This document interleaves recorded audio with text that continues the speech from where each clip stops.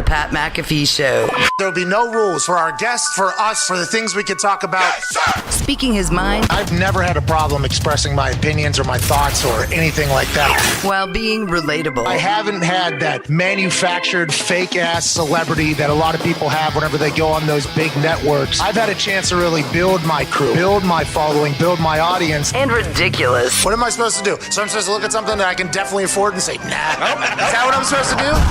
The Pat McAfee Show starts in 3, 2, 1. Hello, beautiful people. It is Amazon's first night owning Thursday night, Football Thursday, September 15th, 2022. This show starts now. Football is all we're going to be talking about today, because tonight, two of the youngest and brightest stars will battle on Amazon Prime for the first time this season. Kirk Herbstreit, Al Michaels will be on the call, and the stars will be out in the AFC West. Cannot wait to watch tonight's game alongside all the boys here at Ty Schmidt, at Boston Connor. You guys are looking fantastic today at the Toxic Table. Thank you very much. So are you, Pat. New outfit, looking great. New fit alert. A little winter green. Yeah, I got a pair of Brian Ostrich boots. That one to wear. You can't wear that with all black, obviously, so I had to switch up the color a little bit. Winter green. Same tank top from Amazon, same great size, a little lighter color, so my nips will probably show throughout the evening if I'm either cold, excited, or just completely bored. At Tone Diggs, one half of the Hammer. Dahn Cowboys is here and back in studio once again after hosting an incredible Everything DB yesterday on this show. Ladies and gentlemen, the host of NFL Matchups and Man to Man Podcast, Darius Butler.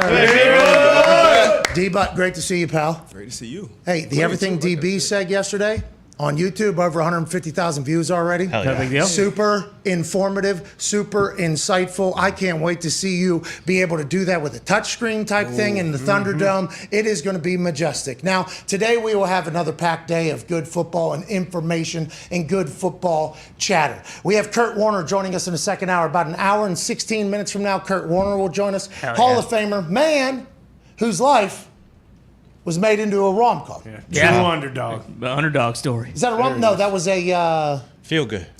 Yeah, what's that one? Hallmark. Lifetime. Was it Hallmark? Yeah, Hallmark. It was a Hallmark movie.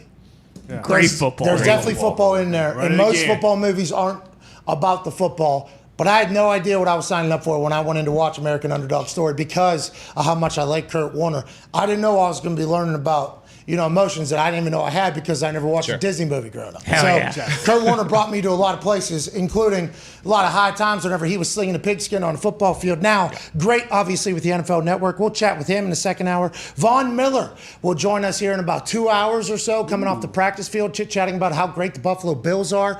Also, the triangle on the back of the head. Very It means interesting. enlightenment and spiritual searching and everything like that. Right. He was on...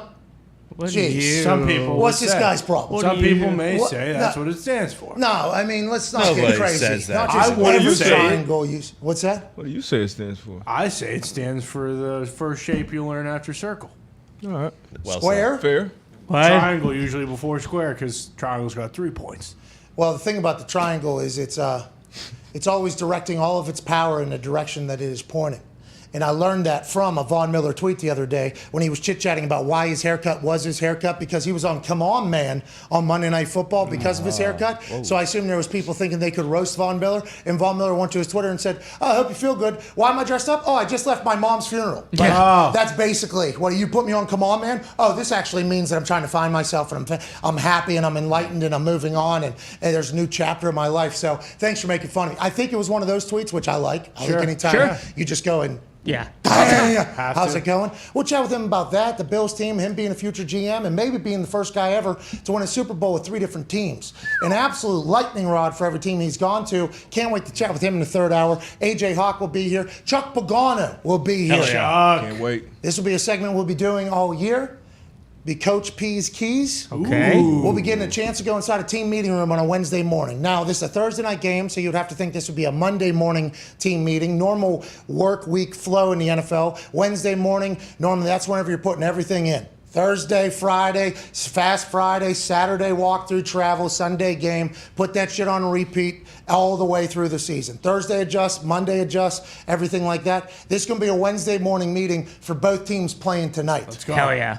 Can't wait. It is going to be awesome. Love that. Me and Darius are the only people that have ever been in a Chuck Pagano team meeting on a Wednesday morning. This is going to be good. Oh, yeah.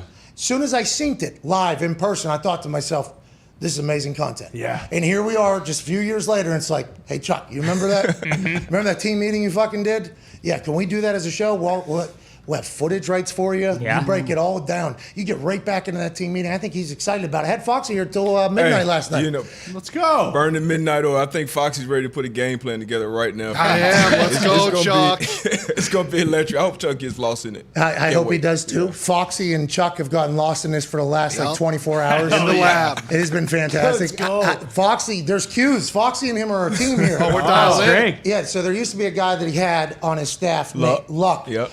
Luck, whatever his name was. He was assistant to the coach. He was the one that had to put all these together. And anytime something froze, which did happen, Chuck would just turn his head and be like, come on, we're rolling here. Like, let's go, guy, let's get this going. And anytime you have graphics or anything, there's a chance you got to be on the same page. Yeah. So Chuck and Foxy were trying to build up their team chemistry quickly. It felt like me and the game day crew, on that Friday, sitting down trying to build up the chemistry as quick as possible, because Chuck and Foxy are going to dance a couple times this show today. Oh, yeah. And I can't wait to watch it, can't wait to learn, and can't wait to be informed on tonight's massive matchup on Amazon Prime, Thursday Night Football, when the Chargers travel to the Kingdom and take on the Kansas City Chiefs. Justin Herbert going to Patrick Mahomes. I mean, let's fucking go. 4.5 point spread. Kirk Herbstreit, Al Michaels on the call. I heard they were at a fantastic dinner last night. Nice. And vibes are high in the Amazon Hey. crew. Like it. And we can't wait to watch. But before we get to that, we have a couple breaking news subjects that we need to attend to. Whoa. Okay. Breaking news. That. Breaking news. I obviously have the incredible opportunity of being on an institution in the sports media world, College Game Day. That's right. Last week was the first time I was at the table in a full-time role, and it was the honor of a lifetime from a college football and a football fan as a whole. Getting to sit up on that desk while the thousands and thousands of University of Texas fans are losing their minds behind us with a couple Bama Roll Tide fans sprinkled in. It was 106 degrees, lost 15 pounds, maybe 20, but I had the time of my life, the morning of my life, and I'm excited to continue my journey with College Game Day. With that being said, I am being asked to do something for the show, College Game Day. And we should not take this lightly, no. Never. No. Just a course couple not. years ago, we were showing a basement that was haunted. Yeah. Now we're moving into a brand new studio next week. And we're breaking news for ESPN right now. Here we go. When College Game Day travels into those beautiful hills in North Carolina, they'll be stopping at the 96th city that they have been to in the illustrious College Game Day run. Boom. That'll be the 77th different school that College Game Day has gone to.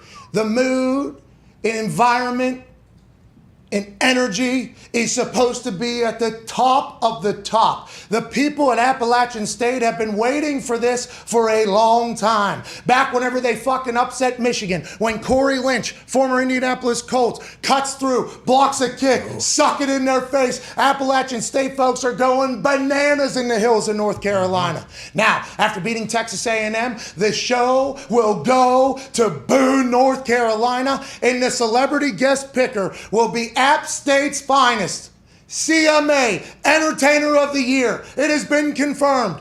Luke Combs. Give me a long neck ice cold beer that broke my heart. All Saturday morning. Congrats to App State for getting game day and having an incredible team. Congrats to all of us for getting to say what we just said. I can't wait to see this showman. Yeah. This songwriting, What? singing his ass off, beast of a country musician, Luke Combs, this weekend. It is going to be a blast. Congrats to all of us for getting to enjoy the hell out of it.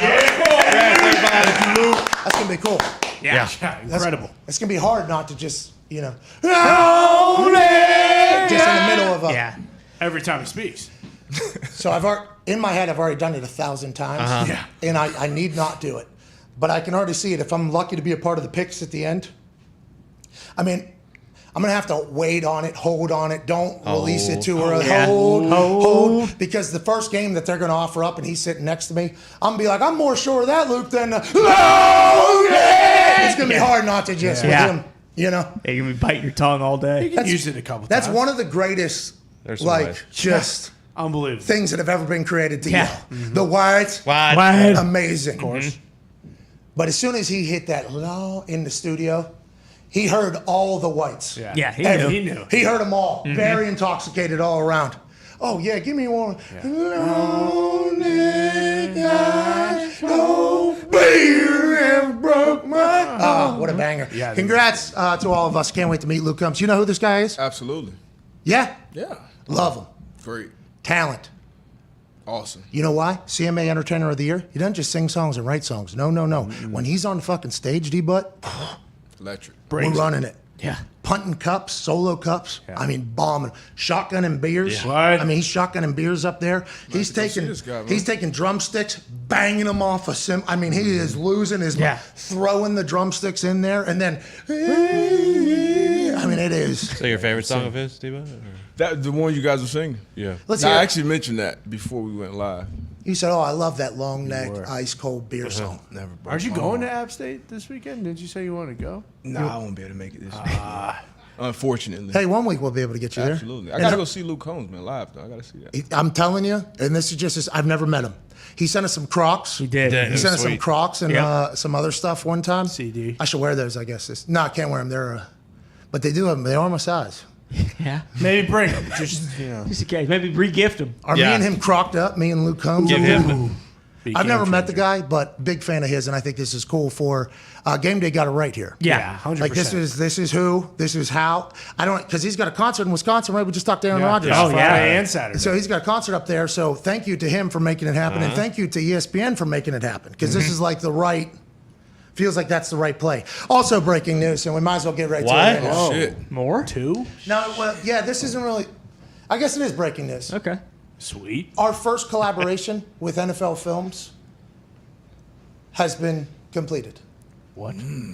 Our episodic partnership, weekly with behind-the-scenes mic'd up footage, never before seen footage from the sideline of the football savants, the players themselves remixing plays, audibling plays, and our part. I swear in it. Oh. Yeah. I swear. Excuse me? Couple times. I swear in it a couple times. Yeah. It is, our NFL Films partnership is one that is going to be looked back upon as a great one. It's going to be looked back upon as groundbreaking for this particular show. Look what we got to do with fucking Darius yesterday Yeah. with everything DB learning the game. Today with Coach P. Obviously, everybody else that's going to come on and do their thing, Hasselbeck, AQ, and everybody that we're going to be able to show highlights for and break down footage for. We're going to look back and say, you remember in 2022, whenever we shook the hand of Steve Sable, Hell yeah. and then we got a deal done and we're able to run some footage. We're going to be able to do some cool things. We're also going to look back and say, how about when we collabed with like the Scorsese of football? Yeah. Ladies and gentlemen, it's time for episode 1, 5-minute episode of Big Brain Football, brought to you by us and NFL Films. We hope you enjoy it. Cheers. Big Brain Football. Man, I love this. What is it about this spectacular game that we all love? The passing, the running, the hitting, the kicking, the scheming, the drama, the athleticism? Let's go. Right here, big drop. I think it's a combination of all of those things, but I believe it all boils down to this. The competition level is fucking awesome. For the win with 2 seconds left. A finger can literally be the difference between a W and an L. What a turn of events! It's what makes football wildly fun to watch and in turn, wildly fun to bet on, but I digress. The reason I'm doing this segment every week is to hopefully grow the respect for the game and to give love to the players who make all of this shit happen. Not just their skill and their amazing playmaking ability. What I really like is the finish, man. Not a lot of guys would be able to make that 6 points. This will be all about respecting these guys' big fucking brains. Strong like bull. Smart like tractor. You gotta be smart in this game, man. Coaches usually get all of the credit in this beautiful minds of football space, but I want to shine a light on the players' brains. Let's go do this thing, baby. Let's go. Stuff like Mahomes and Kelsey cooking up a last-second drive in one of the best playoff games of all time. They play it like that, that seam is open. That ball go down immediately. Bills rush 4. Mahomes throws. Kelsey open inside the 40. Breaks the tackle and down. And stuff like this, all from week 1. How about scary Terry McLaurin recognizing a corner is playing lazy cover 2 technique all game, telling everyone and their mother about it. Gotta let us run by that dude, bro. This cover 2, bro. They playing it so lazy. They're playing lazy over there all day. Then, in the 4th quarter, when it matters, Carson Wentz hits Terry behind that lazy cover 2 corner. Taking a shot down the field. There's McLaurin. Out of the dead. And in. That's big brain football. Come on, man. Hey, I been lazy all day. All day. How about Sunday night in Dallas? Tom Brady asking Mike Evans, "What you want, babe?" And Evans calling his shot. "Give me the fade." Yo, Tom said, what you want? Tom said, what you want, babe? I said, the fade. He knows the man across from him and knows how to beat him. I know how to get him. He tried to do that little stab. Yeah. I slow played. Back out. I slapped him so hard right there at the line. Watch me see him. I slapped it out of him. That's some beautiful, big brain football. Hard to beat in the air, Mike Evans. Which brings us to our main feature this week, Josh Allen. He doesn't just have a big arm. He doesn't just have big cojones. He has a big old brain, too. Hell yeah. Hell yeah. Hell yeah. Hell yeah. Up 14 against the world champs, 3rd and 4. He's across the line from a man who called him trash just 4 years ago. Allen knows that particular man peeks and cheats, himself a big brain player trying to gain an advantage, often with eyes more on the quarterback and less on the receivers. He's thinking you ain't gonna throw a ball deep. So five is literally looking and not even worried about you on the trips. Allen knows Jalen Ramsey loves sitting on routes, especially on 3rd and 4, the money down. So he tells his guy, Mr. Minneapolis Miracle himself, Stephon Diggs, "Hey dude, don't run the called route, just go deep." Can you take us through the touchdown, just what you saw on that play? Josh showed me just run. Allen's hunch that 5 would peak and Diggs could get behind him paid off like a same-game parlay. Their corners were really looking at the quarterback, and Diggs just ran a heck of a route. Zone cover, Jalen Ramsey was trying to read the eyes of Josh Allen and let Diggs go past him, and Josh Allen soars it over Ramsey's head. The look on Josh's face when he runs up on Ramsey is quite a, "What was that, pal?" moment. I'm sure he's saying something like, "I knew you would do the exact thing you just did, so I told my guy to adjust and we beat your ass." That's not trash, Jalen. That's not a garbage pick. No, that's big brain football. Took him off and he gonna squat. It was simple. I knew it. It was simple. I said, all right, go. I hang my hat on as a player that he got that dog. The amount of times this stuff happens in an NFL game is straight up wild. I was lucky enough to see it firsthand from the Sheriff and so many other genius teammates. Every week this season, you'll get this feature right here on this show from us and our friends at NFL Films, giving love to the players for their commitment to the game, for their smarts, for their big brain football. Wasn't no butch. I just got a big brain, bro. I got a big brain. Smart guys who do. Hey.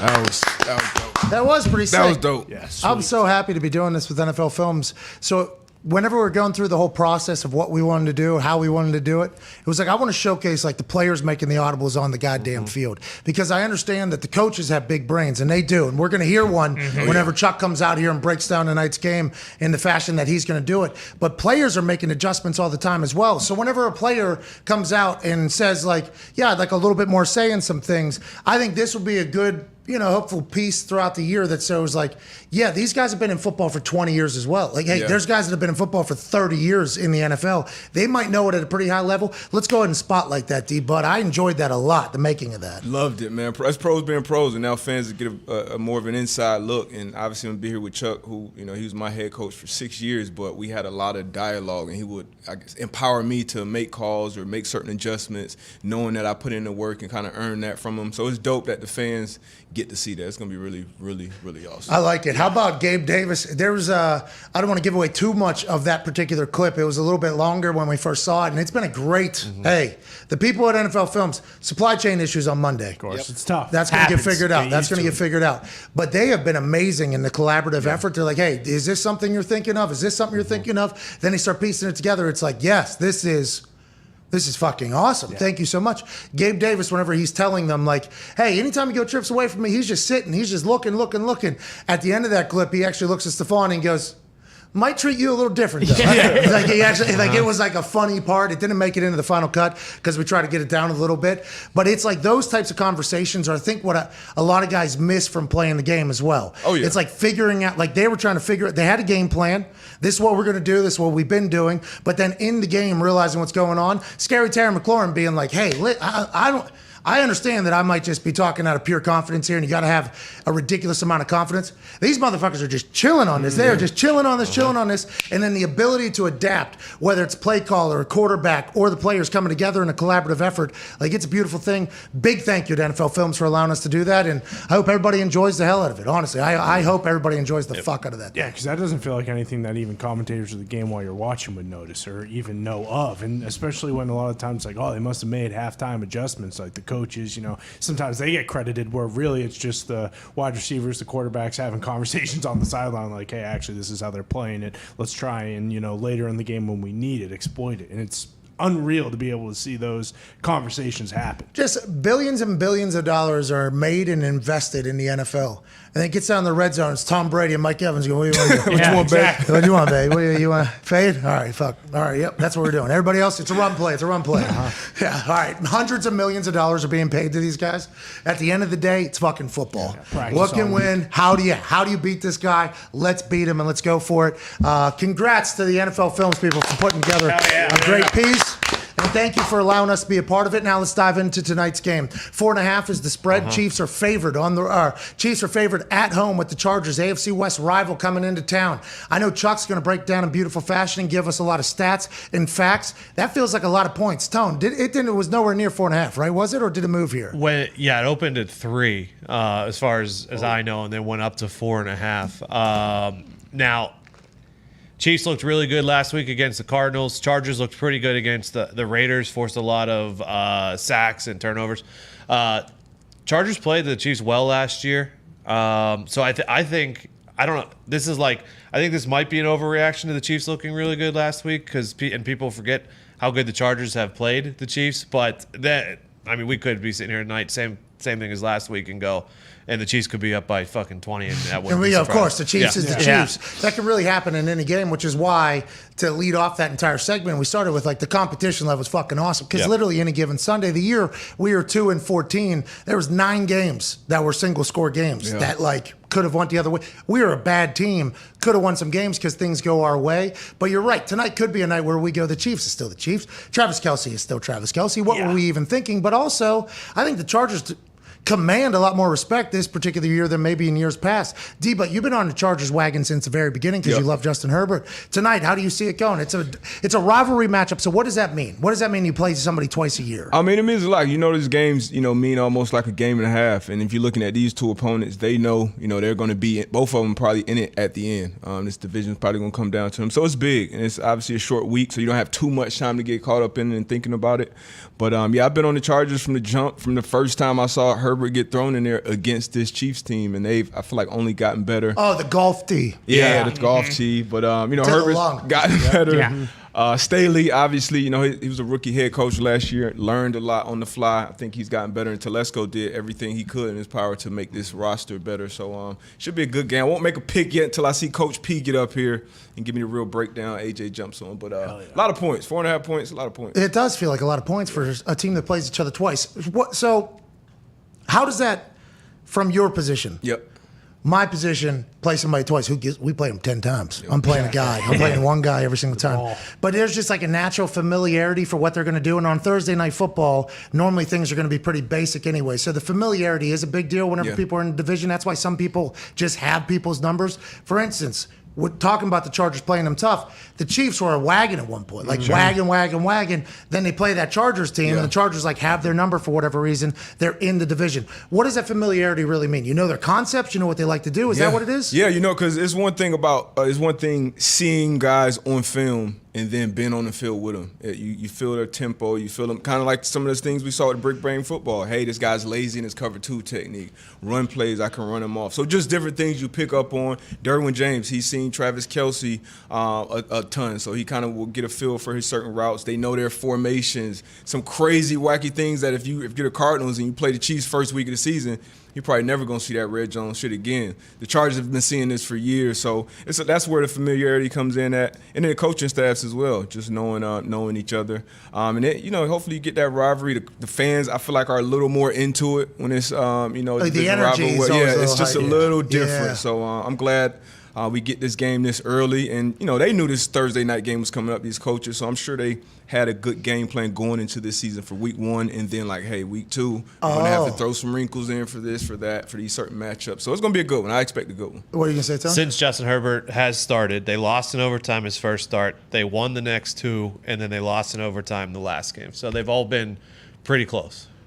Or Chargers have won. Well, West Virginia lost by 13 in overtime. Yeah, that did happen. That was tough. So I can't really. One of one, really. That may never happen again. Yeah, exactly. That may never happen again. I mean, how about Kansas just rock chalk, Jaycocking all over that field? Yeah. You normally get that pick in the second overtime, you go down.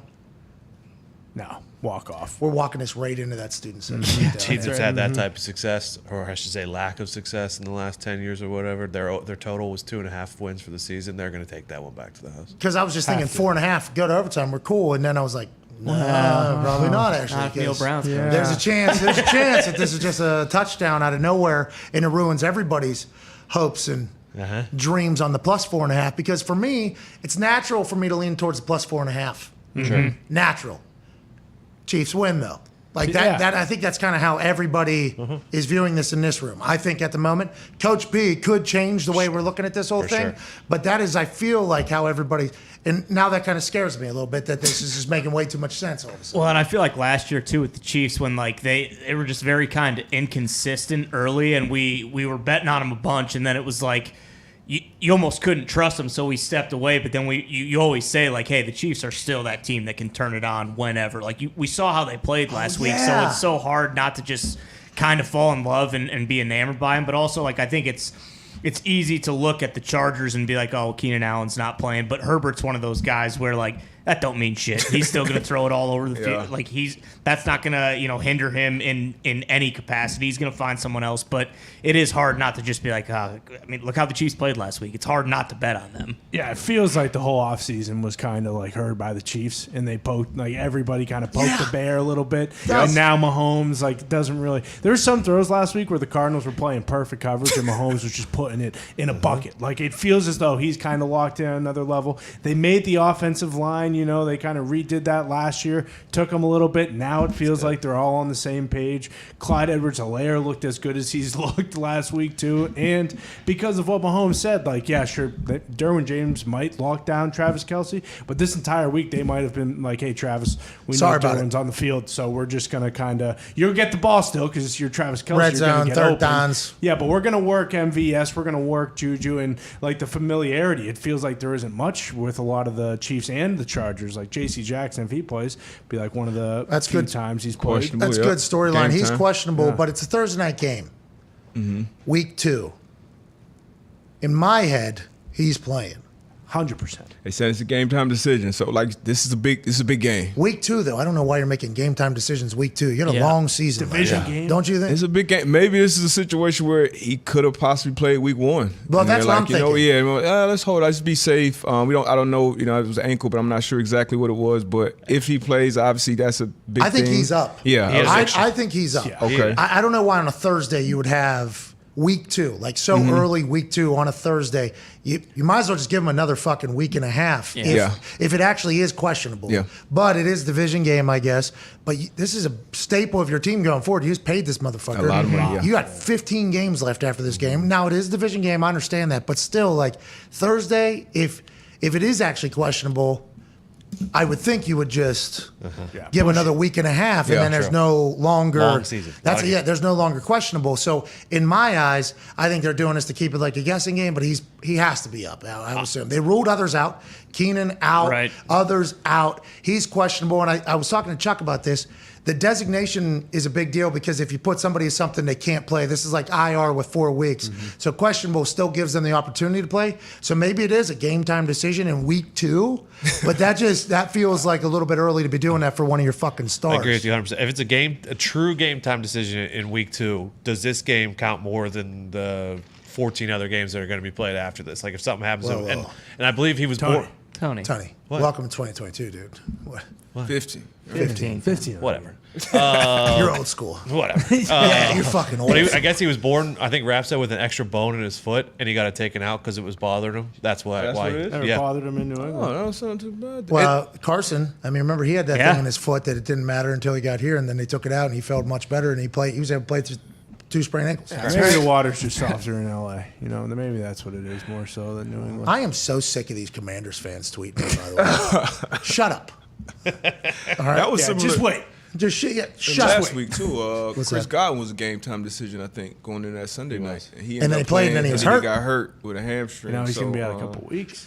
Can we make a proclamation? And I don't want our world to continue to get softer because it feels like that is happening. Even though every video of people fighting on the internet makes me think, maybe still got like that video from 3 years ago that just resurfaced on the internet of Vernon Golston just knocking out 15 guys. Like, it's cool. It's cool to see. It's like we still got those guys out there. You know, like because we might need them. You know, because the Navy's like, hey, we don't want to release everything we know about unidentified aerial phenomenon because we fear that people will freak out. It's like, all right, well, send this video back to them whenever they show up. Vernon Golston fighting 15 guys in a fucking parking lot. Now, Vernon Golston, those might remember as a bust in the NFL. But remember, just because he might not have made it in the NFL, this is what he looks like amongst regular human beings. This is like 3 a.m. in a club. That was a big right. Guy didn't eat it. Vernon Golston says, listen, okay, we're all in this club together. Sorry, didn't know that was your woman. All right, whatever the deal is, you guys need to relax. They started attacking from behind. And in one of these moments here, I think like right now, he's going to say, all right, enough is enough. Yep. I mean, he tried to. Here it is. Yeah, he tried his best. And it's over. Yeah, these guys are all about to die right now. Bang, the bang, the bang, the boom. I'm Vernon Golston. I'm bigger, stronger, faster than all of you. Boom, boom, boom, boom, boom, boom, boom, boom, boom, boom. Off the car, one of you. Another person get off the car. I mean, we still got these guys out here. So I don't want to be like a part of thinking that the world is soft and everything like that. I don't want any game time decisions before week 4 anymore. There's no point in the NFL. I would like it to be ruled out. I would like it to be completely ruled out. No game time decisions before week 4. If it's that big of a question mark, you got 17 fucking games in this season. It's a long time. You might as well just give another week if it's going to take all the way up to the last minute. Now, whenever the games are like, hey, we need it, so we all get playoff checks. Need it, so we get home field advantage. Need it, or we're fucked. Completely understand. But week 2, what are we? I don't know if that's the. So that's why I think he's up. I don't think Brandon Staley. I think he cares about his players a lot. Yeah. I don't think he would want J.C. Jackson to be like, hey, we're forcing him. But maybe J.C. is like, no, I want to play, and they're just doing this to appease him. Maybe I don't know. That's what I would imagine that he's chomping at the bit to go play after signing that big deal. You know, but also to your point, like it's a Thursday night game. If it was Sunday, okay, maybe. But like if he wasn't feeling okay enough to at least go, like they would 4 days ago. Yeah, they would have said on Monday, like, no, he's out. He's not playing. He's not playing on Thursday night. That's basically what happened with Keenan Allen. I mean, I guess it was yesterday, but that news first came out on Tuesday, and I think it was like, oh, okay, well, he's probably not going to play then. I think the reason why we're talking about this so much is because it is a big deal if he's playing, right? He's a game changer. This guy, definitely, absolutely a game changer. And, with Khalil Mack rushing with a pass rusher too. Bosa, Khalil Mack. Obviously, Derwin's back out there. He's great. And then on the other side with the Chiefs, Trent McDuffie, their first round pick at corner, he played really good last week. All the rookies played good at corner last week? Sauce what, top 5? Sauce played well. Stingley played well against the Colts. McDuffie played well. So these young corners came in and played 7-on-7 helping all this? Played solid. What's that? Is this 1-on-1s and 7-on-7s helping also the DBs and the wide receivers? Man, it's that. And it's these players been good, too. And good coaches and scheming. Some of the calls, you're not just throwing guys out there on the island and just saying, hey, just lock this guy up. Like you're kind of, protecting them in a sense, letting them figure it out. And then at some point, I'm sure like Surtain his second year, you're gonna be traveling DK Metcalf all game. Like, but these guys, like they all look like dudes right now. I'm watching Destroying Donald travel around with the NFL for these one-on-ones. And these high school kids that are playing wide receiver and DB, they look like they're fucking 26 years old. And they are going up on people's heads. And I mean, DBs are like right up in it. I mean, it is great competition that we're watching from that. And the trend is these younger wide receivers are being better faster. Sounds like maybe on the other side of the ball it's helping as well. Gotta catch up, yeah. I'm right. You saw 2 corners go in the top 5 this year, so and they looked like they were worth that pick at least early on. So I'm excited. I'm excited about these young guys. I'm excited as well. I'm pumped for them. Yeah. We got a same game parlay going out tonight. Ooh. We know. Hey, listen. If you don't want to ride, you don't got to ride. Your Up call. to you. No, and I understand if you want to wait for us to get hot. Makes sense. Makes sense. But if you'd like to be a part of our celebration tomorrow, too. Yeah, exactly. Don't be kicking yourself tomorrow. Yeah, whenever we're dancing. When we're absolutely dancing. Tone, why don't you tell the beautiful people about what we got cooking this evening for Thursday Night Football on Amazon Prime? Sure, you could not ride with us. Yeah, sure. Yeah, be a clown. But why wouldn't you? Because it's, guess what? No sweat, same game parlay Thursday. So what you got to do is place a 3+ leg parlay, which means there's 3 different things that you got to pick. And it's got to be plus 400 or longer odds. So guess what? Plus 300, not going to work. Plus 250, not going to work. Anything minus, not going to work. It's got to be plus 400 or longer. Same game parlay on Thursday Night Football tonight. You get refunded in free bets if you lose. The free bet amount varies based on how much you bet, blah, blah, blah, blah. Tonight's, would you like to announce me to announce what tonight's same game parlay Go ahead. is? If you like it. If you like it, announce it. Hey, I mean, it's risk free, so yeah, I like it. Oh, no, it's not really. It's no sweat. No sweat. No sweat. Come on, So all yeah, if there's no enthusiasts. sweat, I like anything that does not involve sweating. Kelsey, anytime touchdown score. He is the guy now for Patrick Mahomes. So we got that. Mahomes over 14.5 rushing yards. 2 games last year against the Chargers, I believe he rushed for 45 and 32 yards. So if he does that again, is that good? Something Week to 15, think about. I like that one a lot. Thank you. Herbert over 17.5 rushing yards.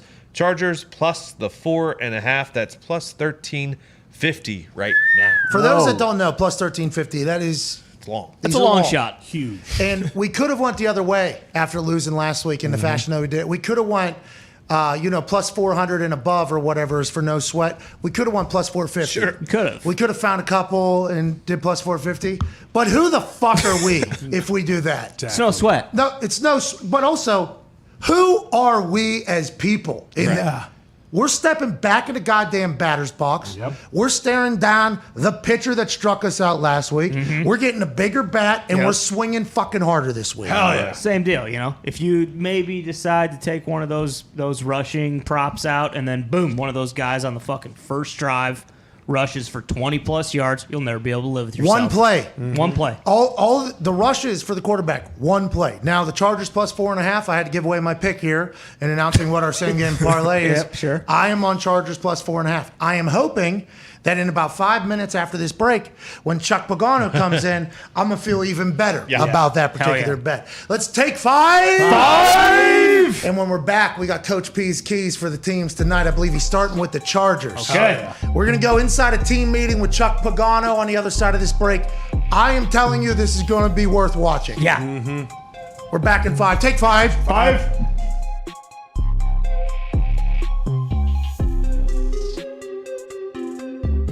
Just reading this headline here that is written on this piece of paper by Boston Connor this morning. Lou Holtz sent Brian Kelly several letters over his Notre Dame tenure to no response. This must have slipped through the cracks in the group text. Sports Illustrated is reporting, while talking to reporters this past week, Lou Holtz shared that while Brian Kelly was at the helm, he wrote him several letters over his tenure as coach. Unfortunately, Holtz said, he never got a response. So... obviously we gotta go. Well. Looks like I wasn't fibbing when I said that Brian Kelly was a big old piece of shit. He writes this guy letters and tries to tell him, hey, this is exactly what you need to do if you want to be a successful coach at Notre Dame. Okay, he didn't fucking respond to me once. You know how long it takes me to write these goddamn handwritten letters? I'm not typing them on a Macintosh. I'm not typing them on the Dell. I'm dipping my ink in the quill, and I'm writing these handwritten letters. And what does he do? He says, hey, you know what, Lou? I won't write you a letter, but I'll send some kid into a cherry picker with 85-mile-an-hour winds, and I'll kill him. And then guess what? I still won't write you a letter back. He can apologize, but it doesn't matter because Notre Dame's in the right spot. We got Marcus Freeman with 17-point underdogs at Ohio State. And I wouldn't be surprised if Brian Kelly gets run out of LSU because before too long, the boosters down there are going to find out what I found out. And that's that he's a big old steaming bag of shit. Coach, isn't it a chance that you with those handwritten letters that he never got them? He was just checking his email? No, you kidding me? If I fucking write a letter, it's getting on the head coach's desk, okay? You think Charlie Weiss ever got my handwritten letters or Tyrone Willingham? Those guys always wrote back to me. Always.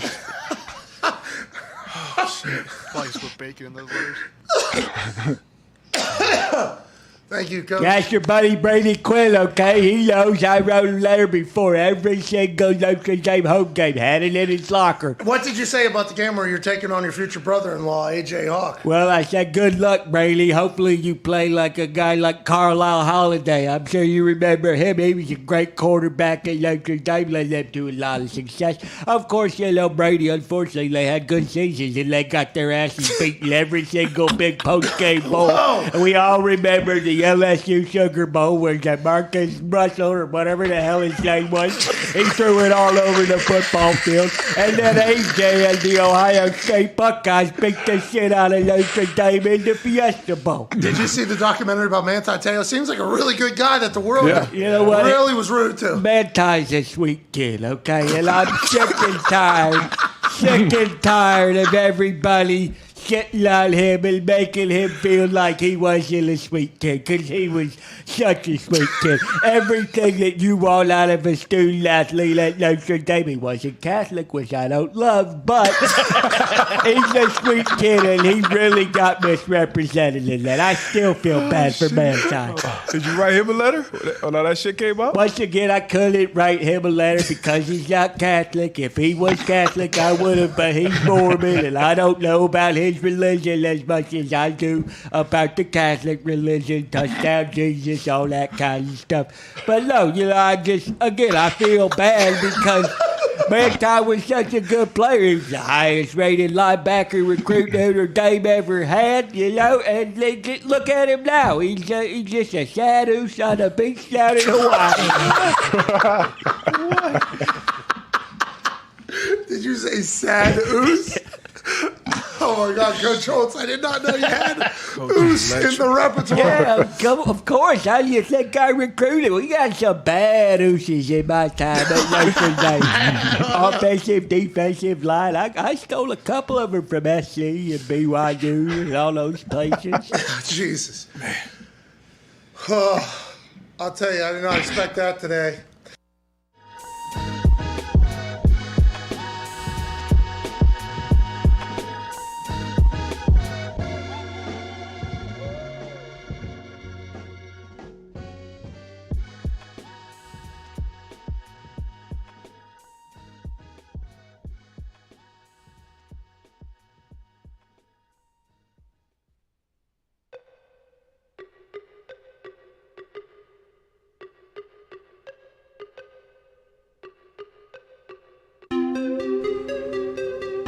Most guys have tried different ways to last longer, but thinking about football, counting to 10, saying the Pledge of Allegiance in your head doesn't always work. That's why the folks at Roman, an online men's health company, are changing the game with Roman Swipes, the secret to longer lasting sex. Hell yeah. Roman Swipes are convenient, over-the-counter wipes that are clinically proven to help you last longer in bed. They're safe, effective, and no prescription is needed. Go to GetRoman.com/Pat for 20% off your first order. GetRoman.com/PAT for 20% off.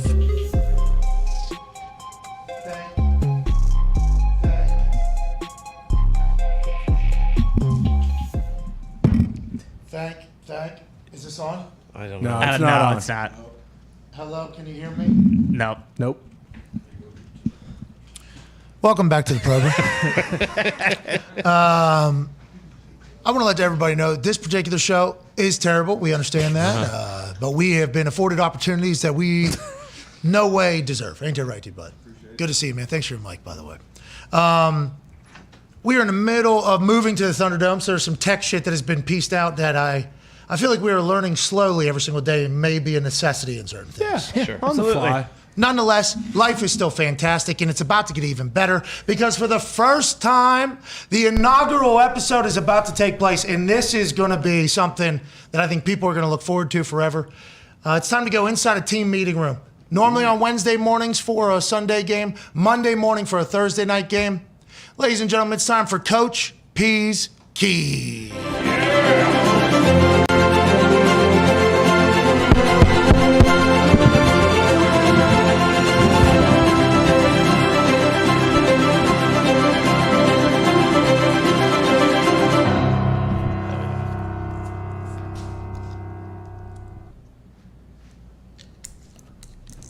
All right, good morning, guys. Good morning. Good morning, Coach. Good morning. Good morning, Coach. Good morning, Coach. Okay, look. Yeah, thank you, D-Bud. Obviously, huge game coming up. Why is it a huge game? It's the next one. Next Excuse me? It's the next game. I'd love to sit here, pat you on the back again for the great win, okay, over the Raiders. All right, we're 1-0 in the division, but we got a short week on our hands. Mm-hmm. Okay, this is the best show ever. Thanks a lot. Thank you, Coach. Thank you, Okay, Coach. Yeah, thank you. So I'd love to sit here and, hand out a bunch of flowers. Everybody played great. We got this huge win, but we don't have time. We got a short week. We're on the road. We're at KC, another division game. All right, so let's go ahead and dive into this thing. Mm-hmm. Oh, by the way, hold on. Keep that up there, Foxy. So Chargers, all right, at the Chiefs, call them the Chefs, all right. 50 years of Arrowhead Stadium, so we got a brand new painted field as well to go play on. So it's 50 years, if anybody didn't know that, all right. My math's not very good, but I think it's 72 would be the, 72 and 50 is 2022. So we know the environment, we know how loud it is there, we know the elements, so we got our hands full with this one, all right. So let's dive into this thing. Offensive keys, all right. Let's look at the defensive guys. So what we're looking at, guys, when we talk about efficiency and execution, we got to get out of the huddle. We got to get the play call. All right, cadence got to be on point. We can't have any negative plays on first and second down. All right, we can't have false starts, those type of things. It's going to be hard enough to get yards against this crew. Game records for them. All right, Jones. We know Jones. Mm-hmm. Zion. Where's Zion? Hey, Zion. Yeah. Do you know? Okay, Chris Jones? I do. All right, as a rookie, I guarantee this. What you have to do, because on a short week, Zion, this is your first one, mm-hmm. We got 3 days of prep, and it's all walkthrough, and it's all mental. It's about getting your bodies right, getting your fucking minds right, and getting on the tape. So if you haven't watched 1,000 hours, okay, of number 95 rushing the passer, running over fucking guards, and wrecking games, then that's on you, pal. And everybody else in this room is counting on you. I don't give a frick if you're a Zion, rookie, make it happen. okay, or not. And you're up for the challenge. I know it. You understand that, right? Yeah, So we got a game record of Frank Clark. That guy can play. Yeah, we know he can play. We know this team. Yeah. All right, Karlaftis. That's another one. Get with the video guys. Get them guys to build you a cut-up. Get the tape together. This is a second-round pick, I believe, out of Purdue. Okay, this guy can play. He's got a frickin' crazy-ass name, Karlaftis. I don't know. I think he's Greek, something like that. You go back, check out the Greeks. These guys know football, okay, and they know how to fucking wreck games.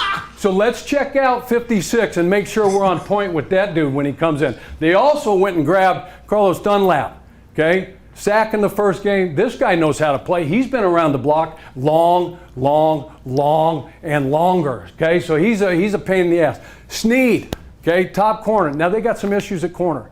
Trent McDuffie, all right, he's their rookie, first rounder, out. Hell yeah. Okay, out. Huge. Thank God. Who's playing for him? Well, Snead's going to be one of them. Fenton's going to be the other dude. Then they got this guy by the name of, I have to read my notes. Yeah. Jalen Watson. Anybody, raise your hand if anybody knows Jalen. No, nobody knows Jalen. Why? He's a 7th rounder out of Washington State. Jalen Watson. What's his jersey number, Coach? He's number 35. Oh. Justin, number 35. Okay, I know Keenan, unfortunate. Boom, boom, boom. Mike Williams, the rest of you dudes. Andre, welcome back. Carter, all right, 35. Okay, check. We got to test him out and see if he's ready to go. I don't think he's going to be ready to go. All right, so that's big right there. Protect 10. Handle the exotics. What does that mean? Look, this crew right here, Steve Spagnuolo, been around forever, was a head coach in the league, defensive coordinator. He knows defense, all right? He knows us, and he's going to throw these exotics at you. So 1st and 2nd down efficiency we talked about. Execute. Stay on schedule. 2nd and 5. 3rd and 1. 3rd and 2. Spags' play sheet, it goes like this when it's 3rd and 2. Okay, when it's 3rd and 3, 3rd and 4. If they get us in 3rd and 7 plus, then the exotics, fucking count on them. They're coming. And you don't want to see them. They're good at them. Hell no. All right, so there's going to be shit everywhere going on. All right, so we got to protect this dude. As long as we protect 10, he's upright, we're going to have a chance, right? Oh, yeah. And then the 3 T's. What are the 3 T's, Coach? All right, turnover margin. We all know, hey, if you're +1 in the league over 1,000 years, you win 66% of the time. +2, 83% of the time. Okay. Write that down, Zion.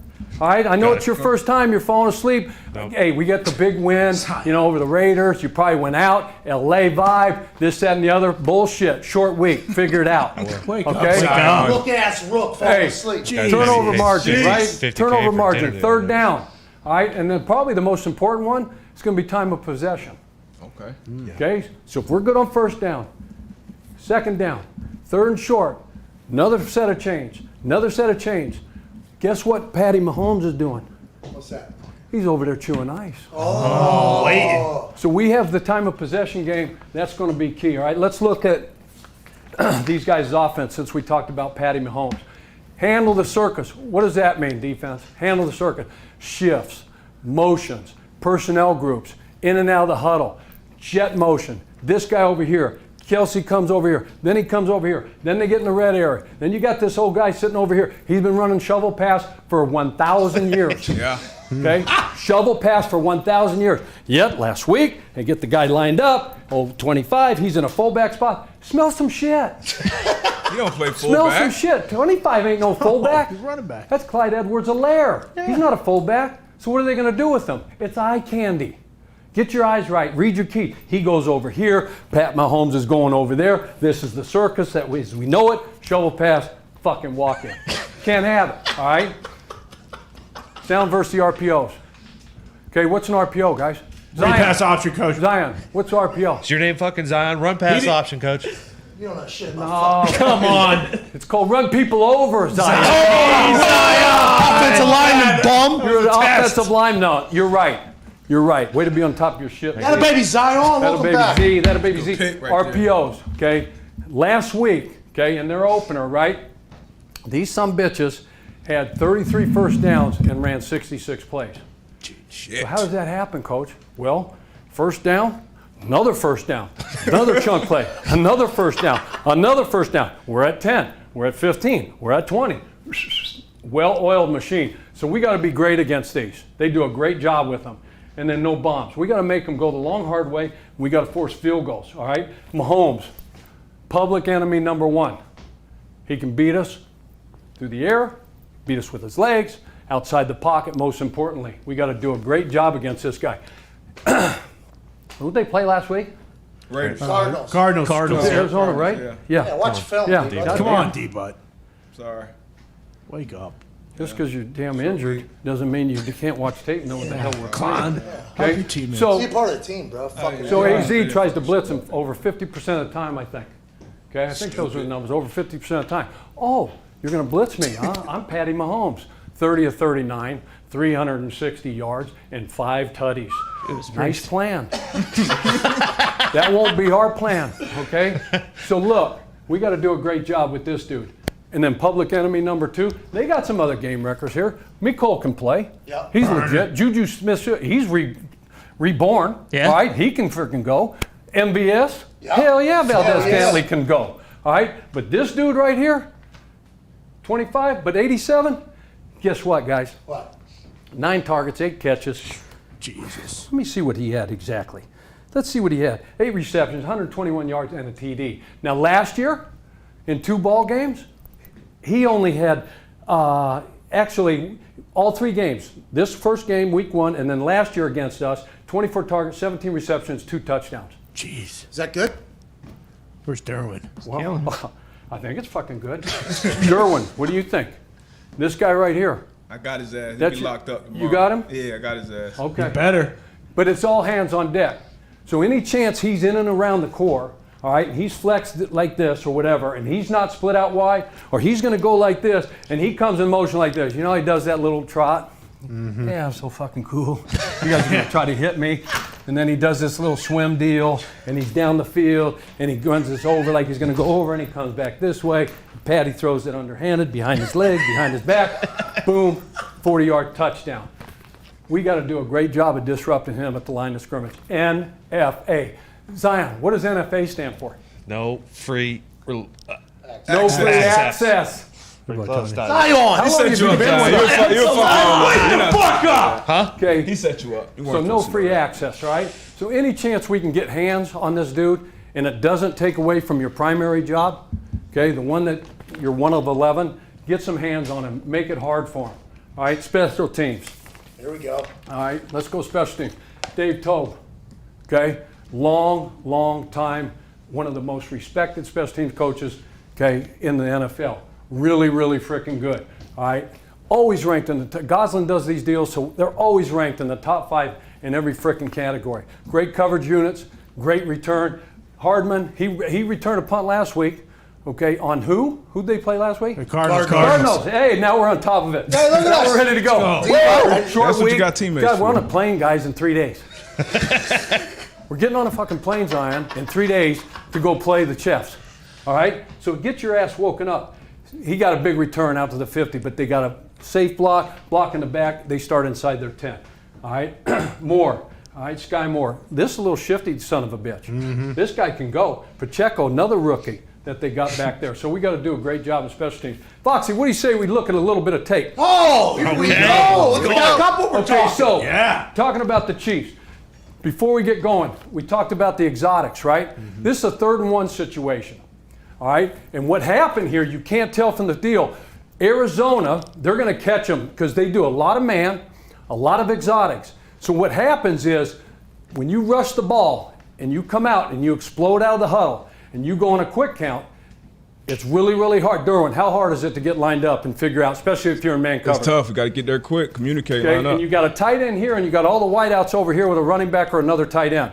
And you're a corner who's in man. What do you got to do? Got to find them out of the huddle. You got to get go lined up. find your coverage. You got to get over there. So what happens is they got pressure on, all right, and run the play, Foxy.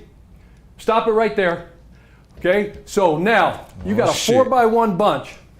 Follow me? And all these guys, they come out of the huddle, they rush, they get lined up. Okay, now all of a sudden defense is sitting there. All right, hey, look, we're gonna let's go live. No, let's go tango. They're trying to figure out, okay, 4 guys got those 4 tough. dudes. How are we gonna match this damn route up? So look what's happening. A little bit further, Foxy. Stop it. Oh, shit. Problem. Free run. Somebody, right? Yeah. Somebody, right? We can do this. Feel me? But what happened is they turned the whole freaking line down. Go back, Foxy, and let it run from the beginning, please. So what happens is Snead comes on a blitz and bam! He gets him from the backside because they told him this tight end is not in your progression, Kyler. You're looking over here. They're going to be confused. They can't get lined up, so let's rush the ball. So they had him. But what happens is these guys weren't in sync, all right? Didn't pick this dude up. Exotics, we got to be able to communicate. It's going to be loud. We're on the road. Center, you got to do a great job of communicating. Herbert, get the guys lined up. Let's get it protected. Okay, go ahead. Go to the next one. All right, so this is again last week versus the Cardinals. It's 3rd and whatever. Exotics, so they got guys bunched up. They got guys moving around. Go ahead. So I'm going to tell you this. Let's run this thing back real quick. Okay, so you got overload. You got a guy showing here. You got 1, 2, 3, okay, from the guard outside. Anticipate a twist. They're not just going to run this guy up here, and just make it easy for all these offensive linemen. All right, to just push these guys by. Right there. Let Kyler step up. Let our quarterback. Fuck no. They're going to run a fucking game. Okay. Watch some tape. All right, go ahead. So let's have, did they? Obviously, they didn't get the memo. So let's run that thing back again. All right, so he goes up the field. Chris Jones, they're going to protect him. Frank Clark comes underneath. They flush Kyler out of the pocket, off the field. Next play. Oh, shit. This is from last year. Zion, what's 95's name? Chris Jones. Who? 95. Chris Jones. Chris Jones. Speak up. Fuck, you got confidence. Don't be so embarrassed. First rounder, you got a teammates. Come on. So 95's right here. He's going to find you. I think you're starting at what? Right guard for us? Yeah. I think that's it. Yeah. Right guard, right? First round. So good chance he's going to be on this side when we line up against on Thursday night. Okay, run it. Let's see what you got. Fucking Boom. rookie. Run him over. Disengage. Get after Dak. Chase him down. Run him out of bounds. The guy's a freak. He's a game wrecker.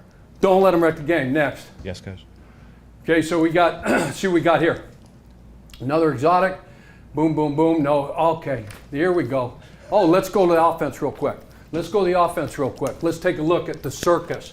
All right, here we go. Got a 2x2 cluster. Anticipate shifts. Anticipate motion. What we have to be ready to do is communicate.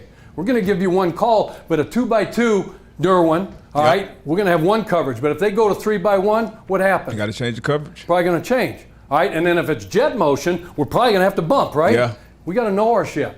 We think we know these guys because we play them twice a year? Yeah. No, they got new dudes. Oh, shit. Okay, they got new dudes. You got to study the tape. You can't just say, hey, it's walk through all week. We're going to be fine. We can chill. I'll look at it a little bit. I know my matchup. I know my job. I know that. Bullshit. You got a great opportunity.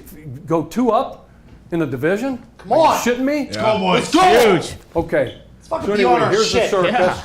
Here's Mahomes. No better operator in the National Football League and all the MVP discussions. Go ahead, Foxy.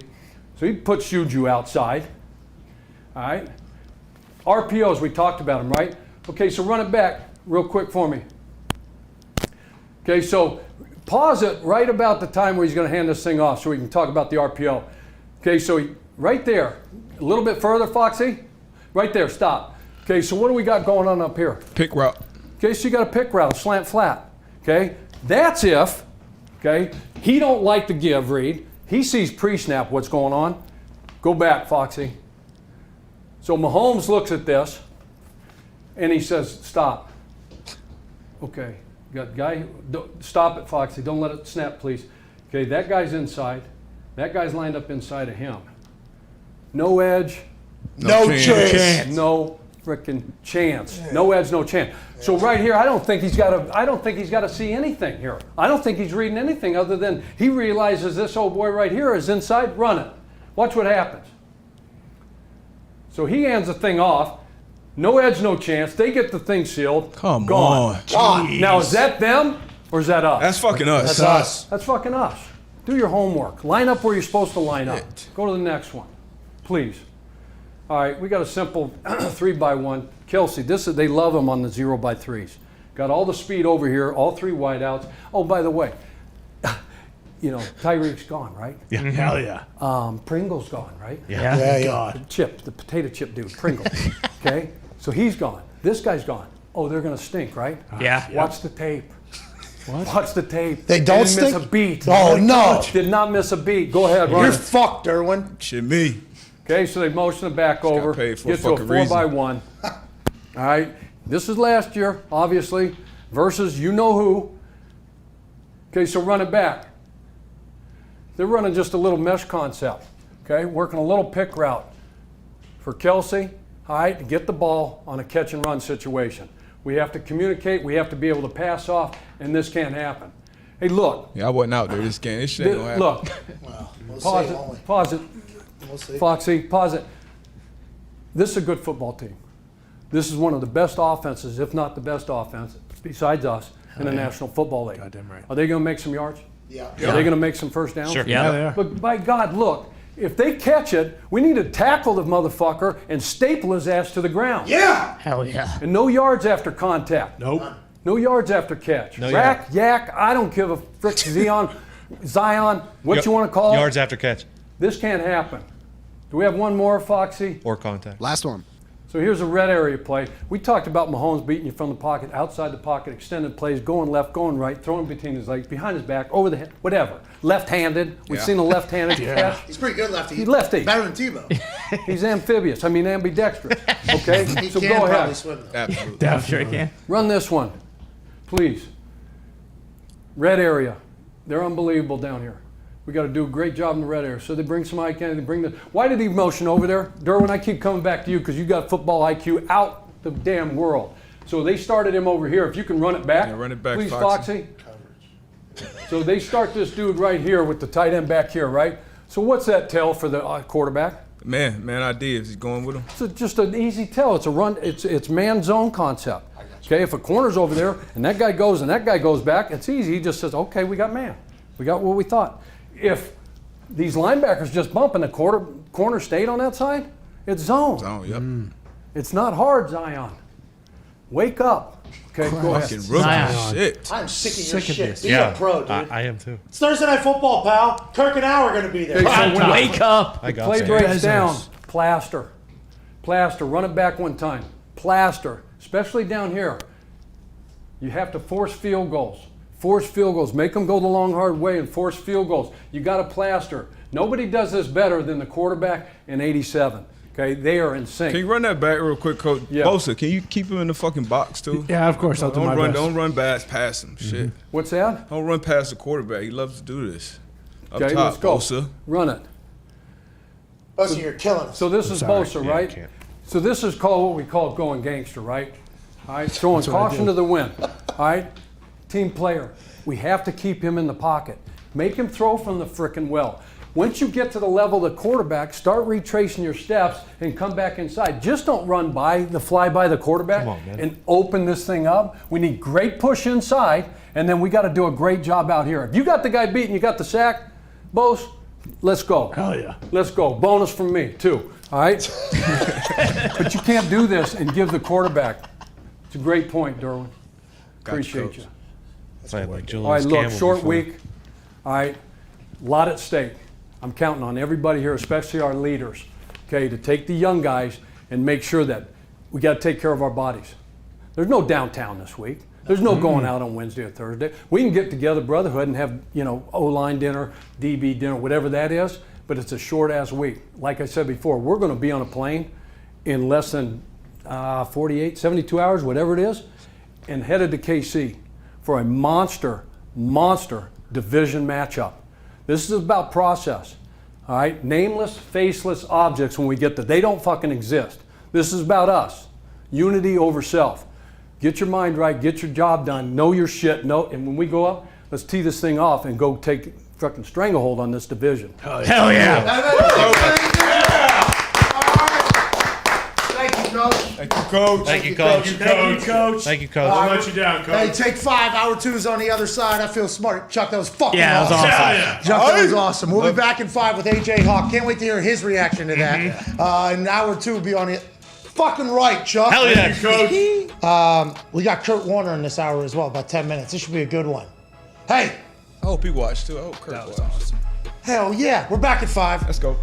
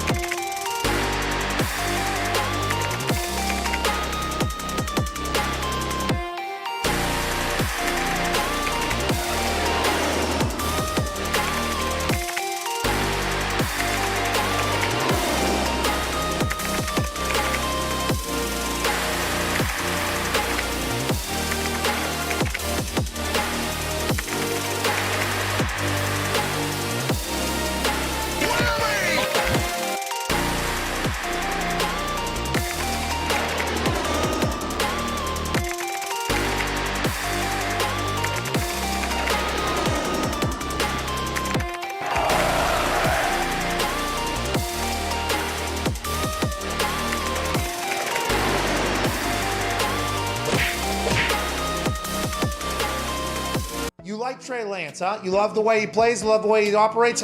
How about how he handled the whole situation last year? I mean, this is isn't it kind of awkward situation going on over there, or not at all?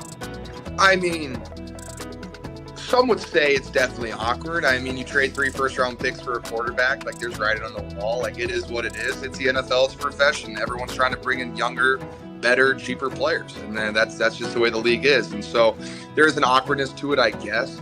But at the end of the day, we're all here on the same team, and we're trying to win Super Bowl. So it's the lucky thing that we have here at the Niners is I feel like we have a fantastic culture of guys that just want to get better every day, and we love everybody in our locker. And so, Jimmy G could have, he could have been a dick and said, it's not my job, not my responsibility to take care of this guy and put him under my wing.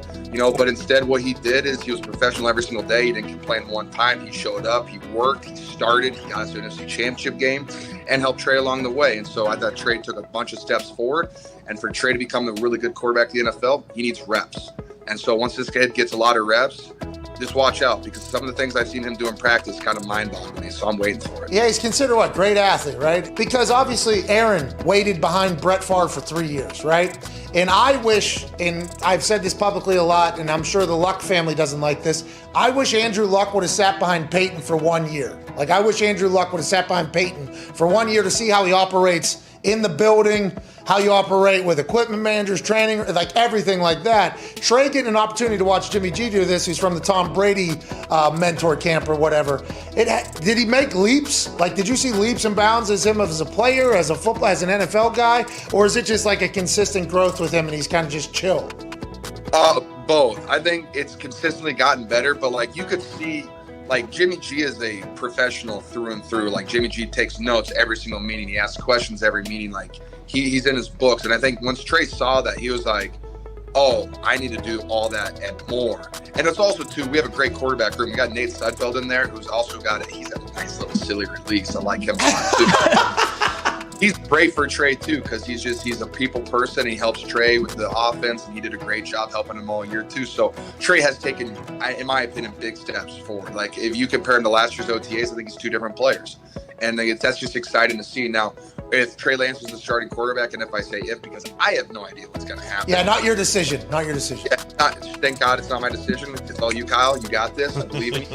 But all reps. And, if there's growing pains, there's growing pains. I think we have a good enough team around him, from Trent Williams to Nick Bosa to Fred Warner to George Ayuk to Brent to Debo Samuel. We have enough guys around him to help him out through those growing pains. And so if it happens, it is what it is. And hey, you know what? If at the end of the day we have to run the ball 35 times, count me in, baby. Yeah, you love that, huh? Just fucking mauling people. Oh, hell yeah. Was that last season where you threw a guy and then continued to run, or was that 2 seasons ago? I don't remember. It's kind of all getting tracked. You're an absolute savage, though. Huh? It happens every season.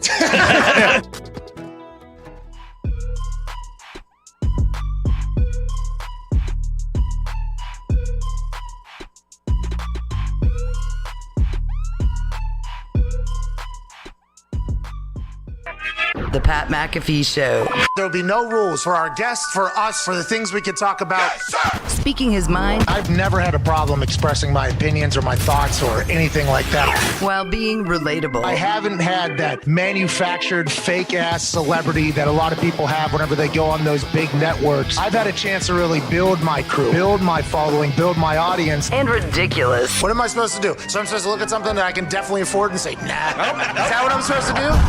The Pat McAfee Show starts in 3, 2, 1.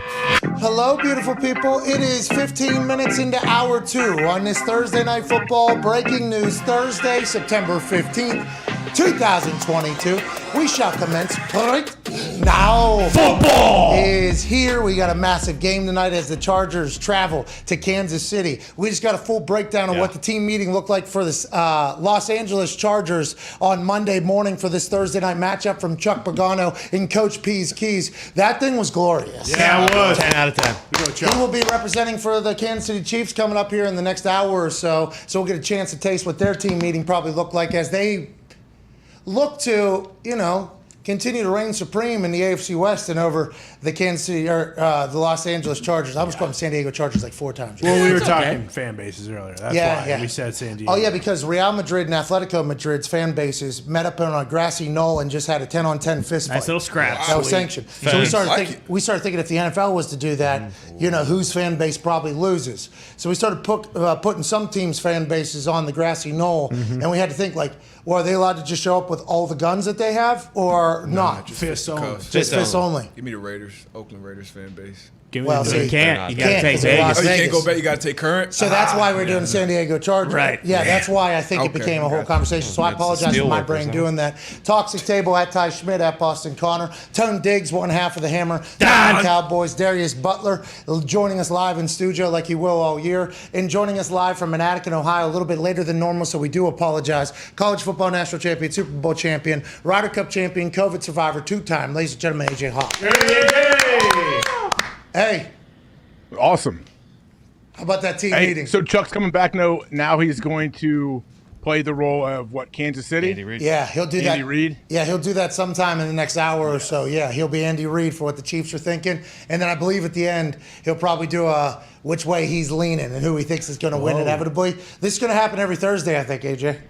Well, I mean, obviously Chuck is amazing. I love everything about it. I was trying to, I'm like, okay, I got some things I'm going to watch at the game tonight. Some keys that Chuck was giving me where Kelsey lines up. All of those things were very helpful. I think what I enjoyed, and, as these team meetings were happening and I was on the team with Chuck.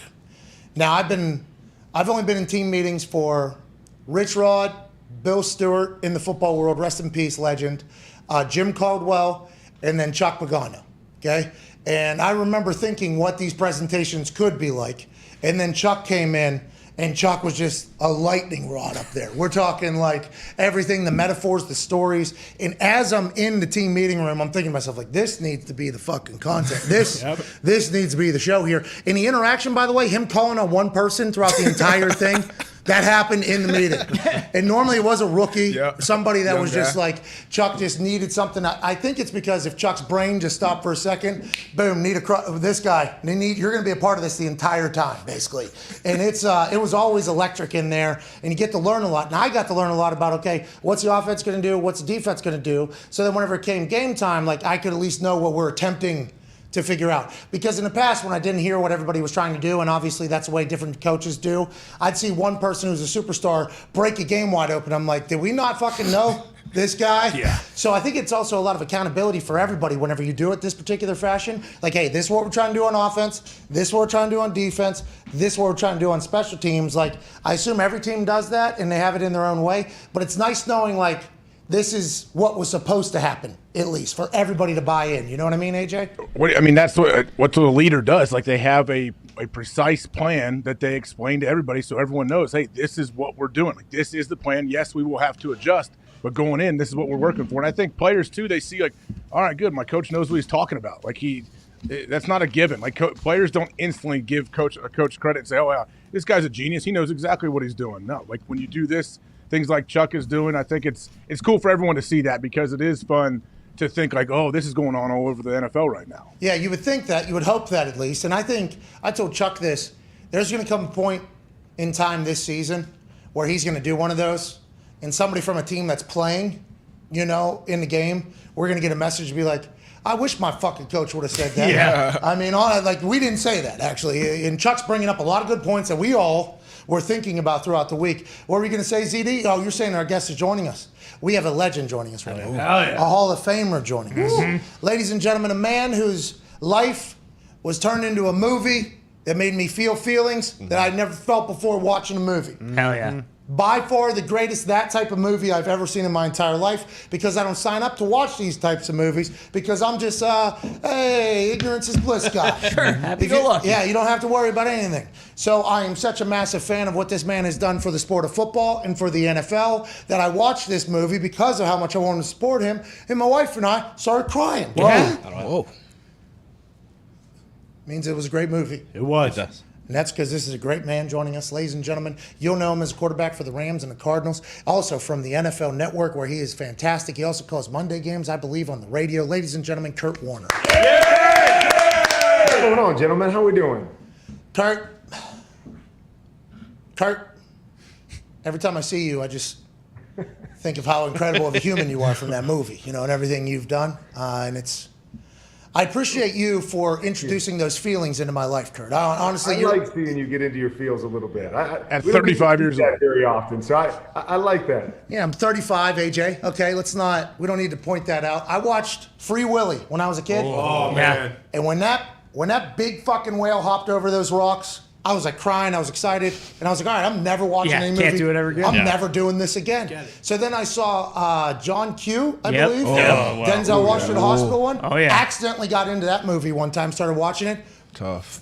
Waterworks out of my face at the end. When he's flexing on the street as taking he's him going to away. jail. Unbelievable. And I'm like, never watching one of these movies ever again. Yeah. Both times.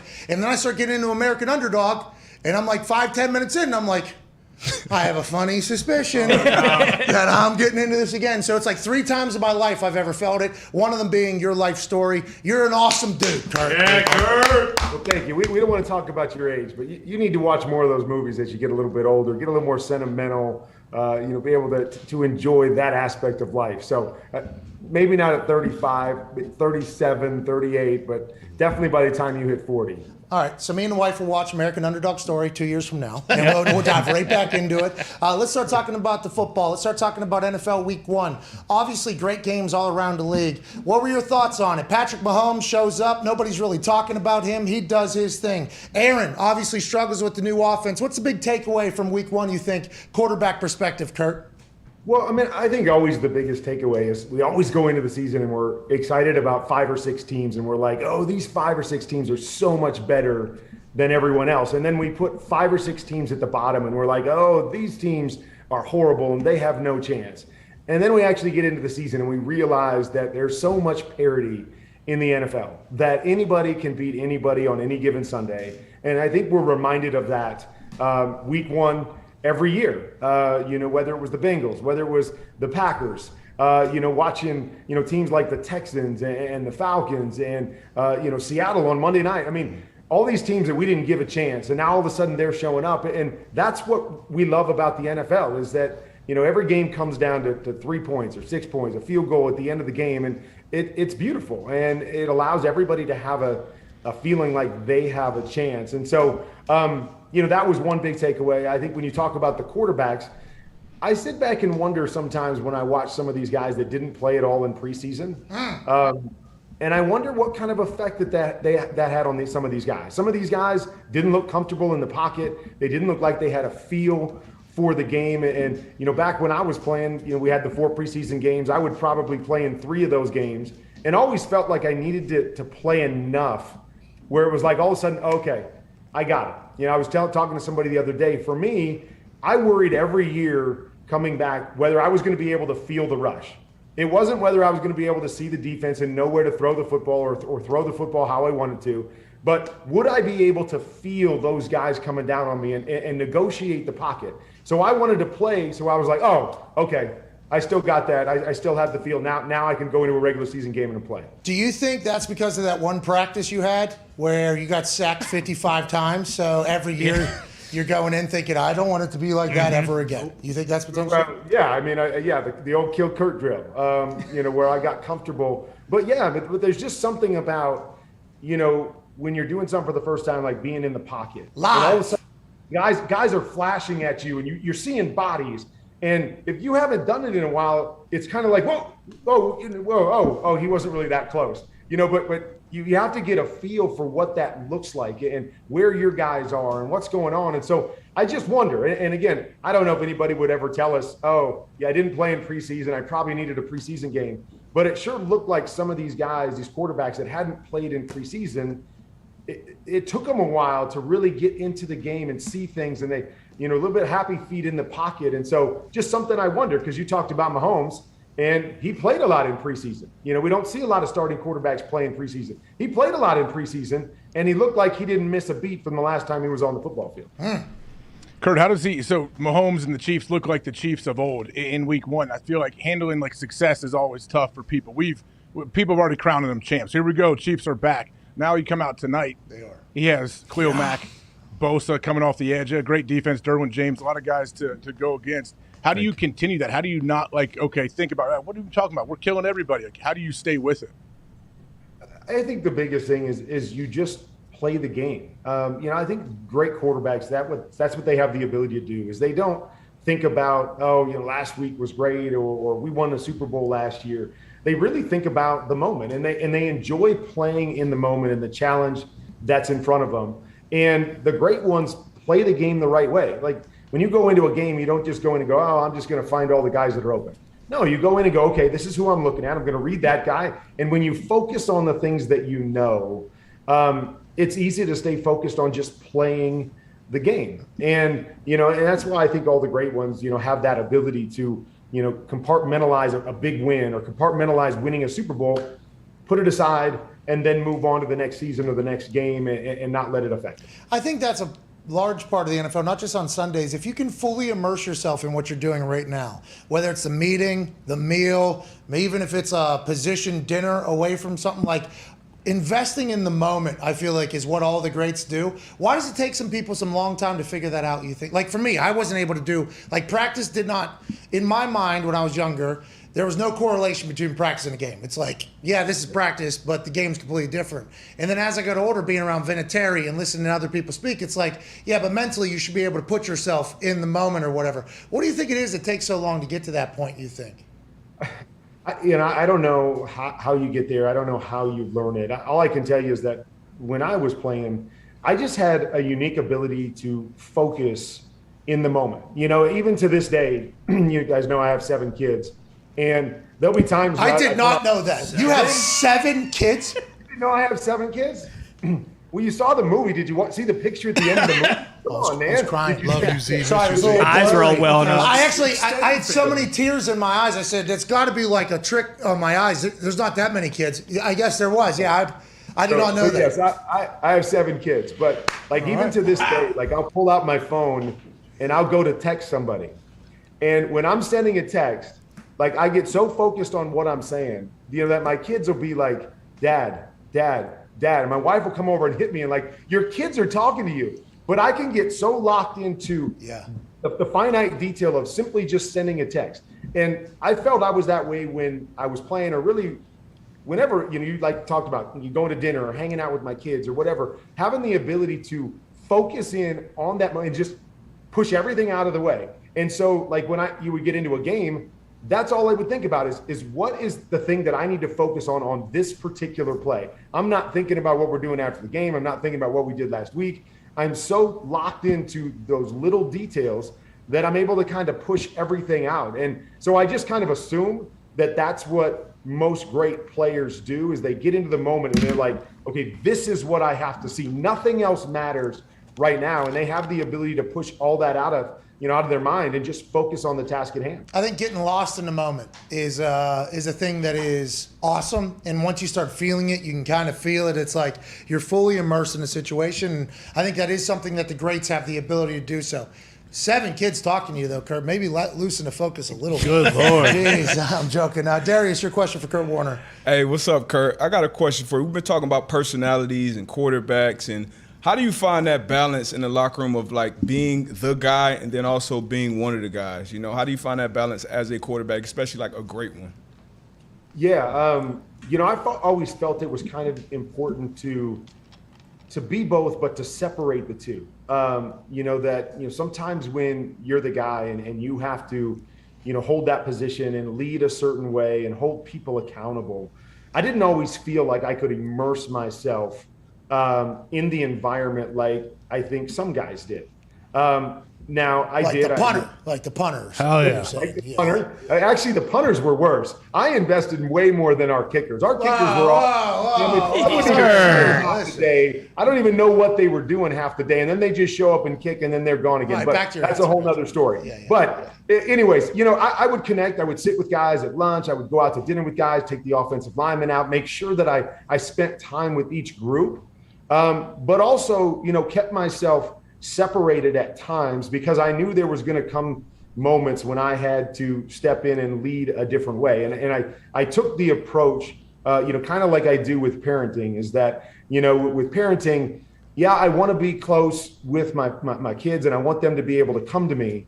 but I also got to make sure that I'm always dad and I'm not their best friend and I'm not trying to appease them as being their best friend. I felt the same way when I was in a locker room, wanted to be friends with everybody and wanted everybody to feel like they were comfortable hanging out with me, but also, kind of separating myself because I knew that I still needed to be the leader. And I was more worried about what we did as a whole than being buddies with every single person on the team. And again, I don't know if that's the right way or the wrong way. I just know that it worked for me, and it allowed me to kind of hold that respect, because people kind of saw me a little bit from afar at times. And that was by intention, to make sure that you held that position and people saw you and said, hey, you might have to be a jerk sometimes. You might have to get on people sometimes, but you were the guy that was holding everybody accountable because for you, it was more important to be successful as a team than, to make sure that you had, 30 of your best friends when you retired or when you left the locker room. We're talking to Kurt Warner, and you said you don't know if it's right or wrong. It worked. Hey. Yeah. Oh, yeah. Right. So it's right. It's definitely right. Could you imagine, and after, crying alongside of you for about an hour and a half, 2 hours, through your entire incredible journey. Oh, yeah. Unbelievable underdog story to become the NFL Hall of Famer that you are. Could you imagine being Trevor Lawrence's dude or Andrew Luck?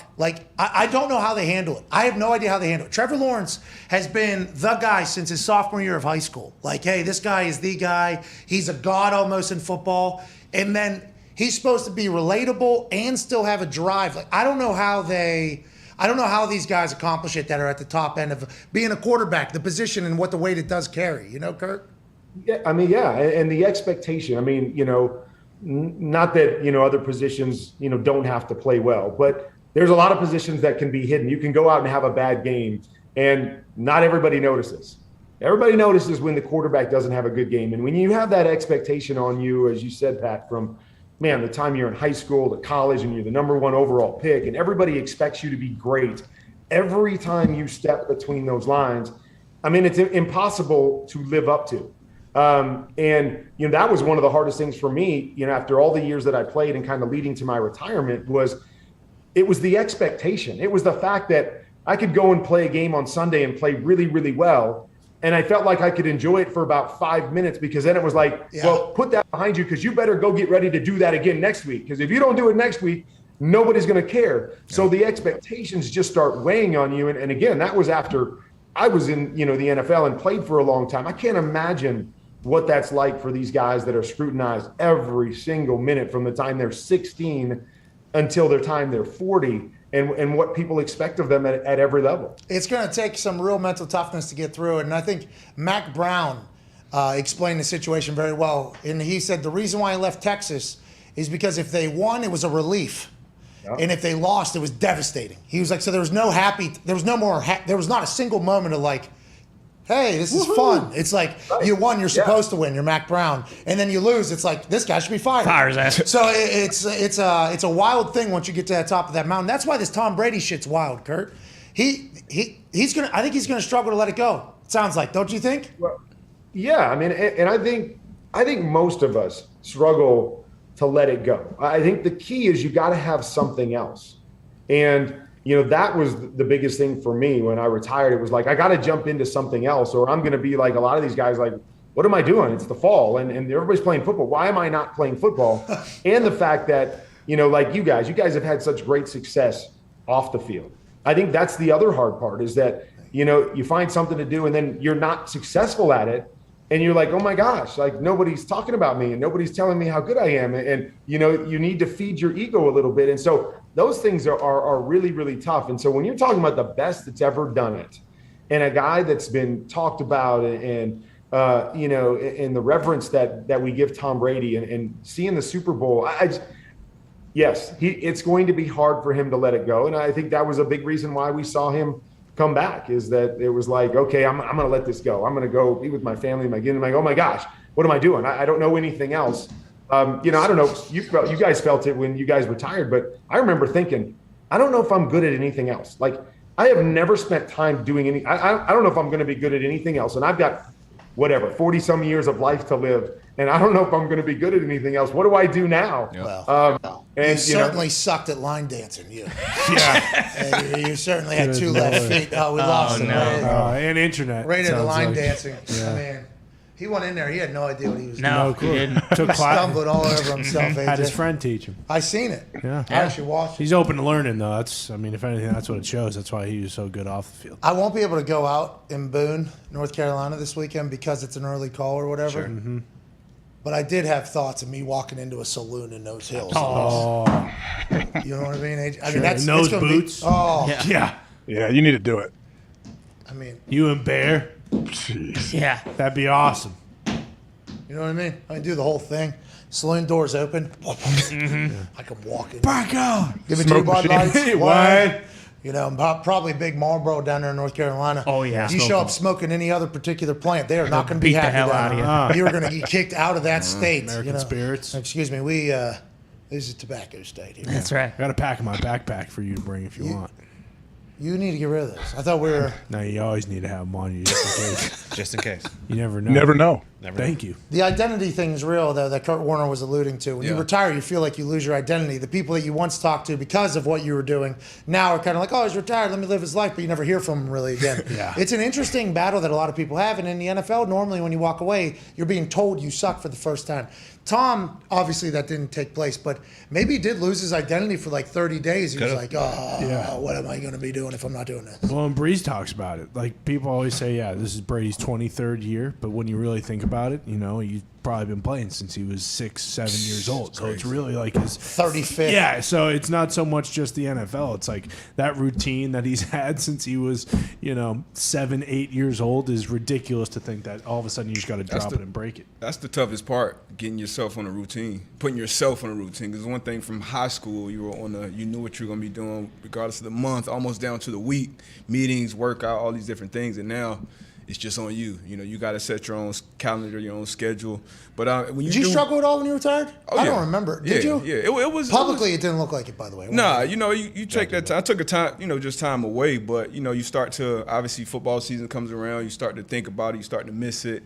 But once again, when you go into transition, you start to think about all those things that made you successful in football, being on time, being accountable, being a good teammate, and you just take that to whatever you're doing next. Yeah, just working and, knowing how to work. It's not just, hey, I'm just short to work, but you also got to learn, just like you got to learn how to watch film, you got to learn how to take care of your body. Like, it's the same thing, in life. And for athletes, you kind of get out there mid-20s, early 30s, and you're starting, like, on shit that people your age have been doing for 10 plus years, and you're starting right there. So it's a hell of a transition. We kind of live life backwards in a sense. But I think teammates, family helps the transition. For a lot of guys, it's a Benjamin Button bank account too. Oh yeah. Because whenever you're 25, 26, you have the most amount of money that you'll ever have in your entire life.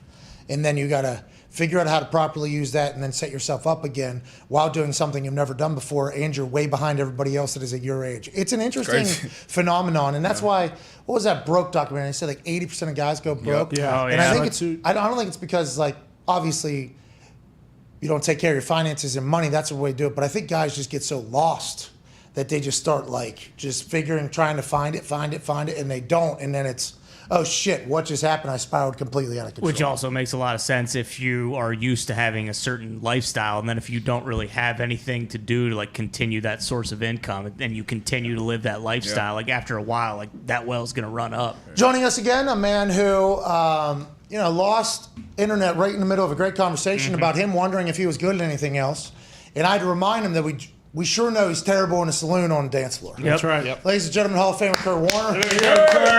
Whoa. That was just somebody playing me. I'm still waiting. We found a little place here in Phoenix so you can throw your cap on and your boots on. Exactly. And we're going to do a little boot scooting sometime when you're out here in Arizona. We'll take you to the local club here. And my wife found a little place. So we've gone back out and done a little dancing a little bit leading up to the season. So you mentioned that last time we were on, so I'm gonna take you up on that. I just want to let you know, when I show up, and you know what this means because you've been at square dancing, line dancing, saloon dancing, country dancing place. Yeah. I'm gonna be in all black with the black hat, and I'm standing in the front, and everybody's gonna be like, "Oh, this guy knows what he's doing." This guy knows what he's doing, and then I'm gonna be, I can't wait. I cannot wait for that moment. But we'll put you right up in front. we'll make sure you're right up in front where you want to be. All right. I don't know. I'll probably have some supplements in my body at the time. I'll be feeling pretty good. I think the body will be pretty loose. Kurt, what do you think about tonight, pal? I mean, obviously, Amazon Prime first game. Kirk and Al are going to do a fantastic job. The pre-show is going to do great. Then once the game kicks off in Kansas City, what are your expectations? We got two of the young stars of this league and going to be around for a long time, Kurt. No doubt about it. And I'm excited just because I love watching both of these quarterbacks every time out. Young guys, and every game they give you 5 or 6 of those throws that you just sit back and it's just, I mean, I love just breaking down the tape every Sunday, and I'm just like, oh my gosh, how do these guys do what they do with the football? And when I was playing, I felt like I could do a lot of stuff with the football, but I watch these guys and I'm like, this is a whole nother level. Two great guys too, so I think we're going to have fireworks. And I know, the Chargers defense on paper is a lot better, and they've got the pass rushers and stuff. But still, when I go in and you're playing against Patrick Mahomes, I expect there to be 35 points on the board every time he goes out. And Justin Herbert is the same idea that it's fun to watch him. I think it's going to be explosive. I think it's going to come down to the wire, as these games always do, and it'll give us a great idea of where Chargers are as a football team. The score, you sit down on wire. You think it's going to be within 4.5 points, Kurt? Oh gosh, I can't speak on that. Come on, Kurt. What? That is not my role in my job. I tell people all the time, I don't care who wins. I know we have to pick games, and it is what it is. I just want to break down the game afterwards and tell everybody what happened. I want to talk about the football aspect of things. You guys do your things, the overs and unders. Well, it sure sounded like you were like, "Hey, Pat, bet the over." Yeah, a lot of points and then you said it's going to come down to the wire. Like that 4.5. How many points is the over under right? 53.5. That's a lot. It's a lot. 53.5 is high. 3.5. Heck yeah, I'm going the over with. Lock it in. Hey, prognosticating. Free money. Look at you prognosticating. Let's go. Let's score some points. Come on. I want every game to be in the 60s. Okay, and that'll also give you a lot of film to break down afterwards. Yeah, exactly. A lot of success. Here we go. A couple of the boys have some questions for you, Kurt. Is that all right? Yeah, sure. Go ahead, Ty. Kurt, your former OC, Mike Martz, kind of made some waves saying that he looked at the tape of both Trey Lance and Justin Fields and essentially said, like, hey, these guys are going to stink in the NFL. They can't process anything that's going out there. I assume a lot of people think that's pretty early, but you obviously respect his opinion. After watching those games on Sunday, what do you think about both of those guys respectively going forward? Yeah, well, I mean, first of all, I'm not going to do anything based on the game that they played on Sunday. I mean, torrential downpours. Pat, I think you're with me, right? Let's dome everything. Yes. So we don't ever have to watch a game like that, especially if I'm a quarterback and it's week one and I'm watching Patrick Mahomes play in a dome and throw 5 touchdown passes, and I got to go out and play in a torrential downpour. Yeah. I'm pissed off. Like, are you kidding me? Like, I do not want to be here today playing in this game. But, so first of all, you're not going to judge either one of these guys based on that. Thank you. To Mike's point, if his big point was that the lack of processing, I will say that up to this point in both of their careers, I do believe they struggle with that part of it, is that they're going to have to be able to process faster, know exactly what they're seeing, not hesitate and throw the football. Both of these guys can throw the football really, really well. If they know what they're doing with it and they know where they want to throw it, they can both rip it. They're both athletic, so they can buy themselves some time as they learn the processing part of it. But it doesn't matter who you are. It doesn't matter how good you are. Eventually, you have to learn how to process the game from inside the pocket and make plays on time, what I call making layups. See the right thing, know where to go with the football, and make the right throw. You've got to be able to do those things. And so they both have a ways to go. They both have a ways to go in that regard. And, the question always becomes, are they athletic enough and good enough in the other areas that, they can make up for the time that it takes them to learn the processing? Or is that going to catch up with them very quickly with the teams they have around them, and how successful can they be in the short term? A guy like Kyler Murray, I think, is a great example. He's unbelievable athlete. He's still learning how to process the game. He gets better every year, but he's such a good athlete that we talk about him in the MVP conversation like halfway through every single year, and he hasn't even learned how to really play the position yet. So, it's one of those things that, yes, those guys have a ways to go, as you would expect. But I'm not ready to make any snap judgments on them, their first start of their second year. What's Mike Martz's deal? Why are you so mad? I don't know. As you saw in the movie, Mike's hard on quarterbacks.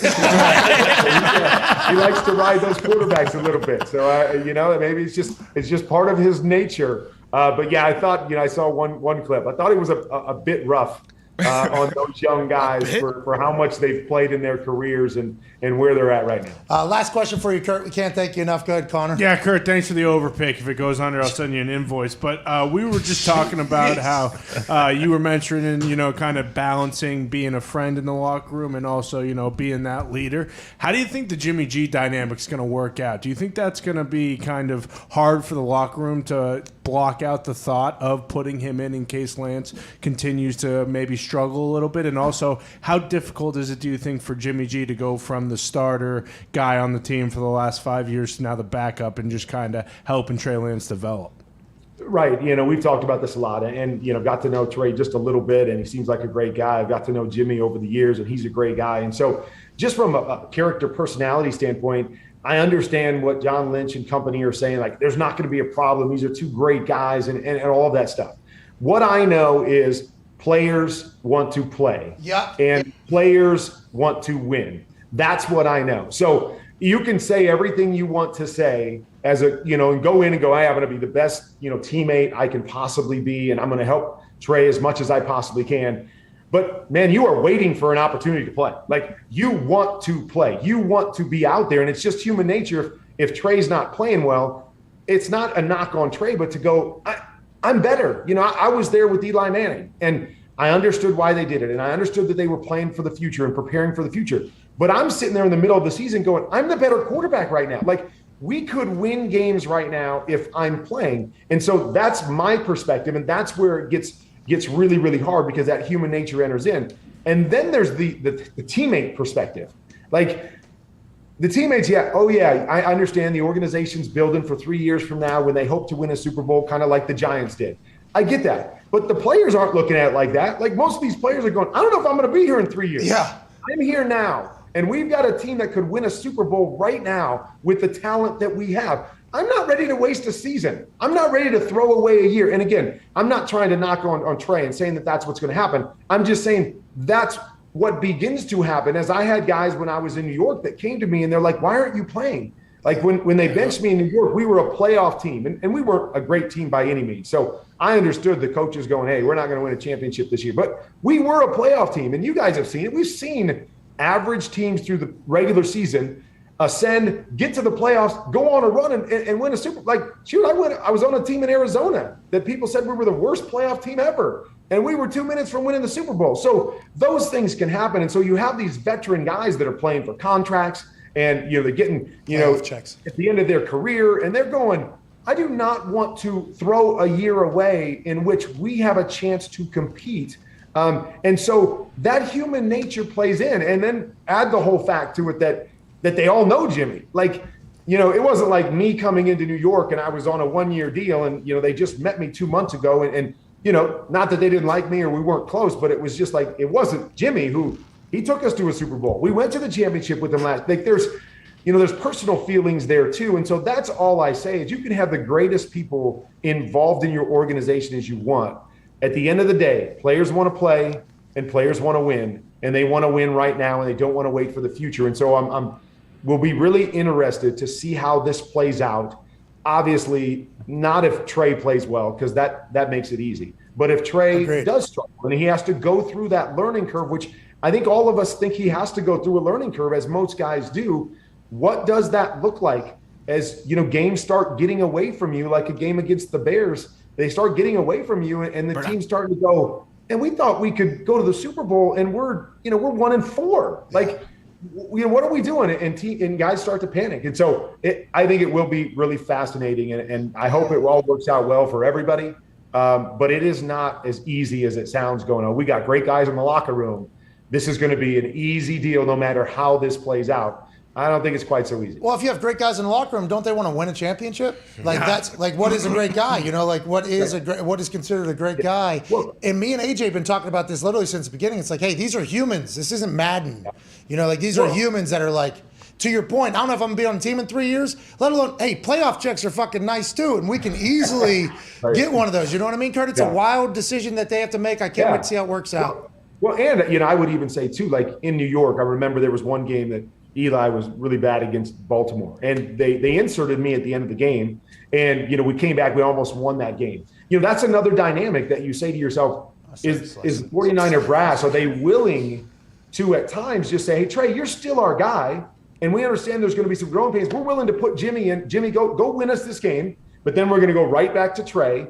But are they willing to kind of have that give and take so they don't throw the season away if Trey is struggling at different times? Would they be willing to do that? And then can you handle that dynamic as well? So there's a lot of fascinating things about it that I think all of us are kind of waiting to see. Does Jimmy just get traded away so we don't have to worry about it? Or is he there for 17 games and then we got to see how this thing plays out if the season doesn't go as planned? It's a sociological experiment happening over there right now at a very high level with a lot of very competitive people with a big goal that is attainable to a large group there. We all hope Trey plays incredible, but it seems like that is just not going to be the case with the way the NFL is. It's going to be some learning curves, and you got a veteran who is one sitting there. I'm intrigued to see how it plays out. I think you are as well. We can't thank you enough for joining us, Kurt. You're the best, buddy. You bet, guys. Anytime. Hey, we need to hit the Super Bowl week. You know what I mean? Yeah, Super Bowl week. Hey, there you go. There you go. Hell yeah. That's a good call, AJ. Good call, AJ. Thank you, AJ. I'll be the judge. I'll judge who wins the dance on. No, you're dancing. No, You you're with stink us. at dancing. I didn't know we were I get having a some contest. No. I thought we were just having fun. going for Yeah, fun. yeah, we're together. Yeah. I mean, we're together. Team building. Nothing brings people together like a little competition. D-Bud will do it too. I'll judge. I think The trust fall. I think this is one for me. I think you guys are all dancing. Oh, you scared to get on the floor with? Everybody. You scared to get out there? Yeah, I can judge. You guys can jump out there do the electric slide with me. No, That's next. That's Yeah. funny because Copperhead Road, it is the electric slide with an extra kick. That's right. Oh, you already know some of these moves? You already know some of these? I went to school in West Virginia, pal. What do you think this is? What do you think this And is? I thought we were just going out there and we were going to learn together and then see. I mean, you can't go with the head start and know. Whoa. I seen in a movie, you got an expert living in your house, okay? So I don't need to hear anything about me. True. She is pretty good. She's not invited. We do not want her to come embarrass us in this entire thing. Well, she might be the one out in front teaching us. Oh, in the all black. We may need somebody to get us right, Pat. So Smart. we may want to have her. Should be a good judge too. Yeah. Well, we're not judging. We're doing this together. This is a team thing. Come on, Jeez, dude. Louise. Ladies and I definitely gentlemen. don't want her as the judge. I don't want her judging because she's going to lean in every other direction besides me. So I don't want her judging. Maybe Okay, she is the maybe judge. she is the judge. She is it. Ladies and gentlemen, Kurt Warner. Appreciate it. I've happened upon a couple country bars in my life, in my day. I am a big, we talked about this earlier, I'm a big guy. Mm-hmm. If somebody offers something, let's go try it out, Hey, you want to go to the saloon thing? Yeah, I'll go check it out. And then you get in there and you start seeing what they're doing. It's like, oh, that's the electric slide. Okay, I think I got that one. And then whenever you watch like the beginning of it, it's like, all right, at some moment I have to make my way over there just to do this one time, basically. And normally I'm in, dressed like a jackass, but over there, it's kind of acceptable because there's people wearing some terrible shit in those saloons and stuff like that. You got big circle welts on all the back pockets. Hell yeah. Saloons that I've been to. So it's not like, and then the guy in the all black in the front who is practiced, he has the lessons on Tuesday at the bar because that's what all these saloons do. They say, come on Tuesday, learn all the dances. It's the person that's up in the front. And then Friday and Saturday night, it's fucking showtime. For when the drunk whites come stumbling in here, everything we did on Tuesday night and Thursday night is going to pay off. And then you just mosey your way into the middle of a group that's been training there. And you can get picked up quick or you get kicked out real quick. Yeah, one of the two. But the electric slide one's one we can do. That's one you got to make sure they're doing it, And then you get in there, and then hey, okay, that was fun, and then you just see your way out because they got some real complicated shit going on. Yeah. There's some kicks and shit that you don't fuck around, you can get kicked in the head. Yeah, you want to be caught in the middle. I'll go in there first. Scope the scene out for me and hit me up. Let me know. I'll pull up. They doing roundhouse kicks out there? Line dancing? The person in the front wearing all black Gonna kick you in the head.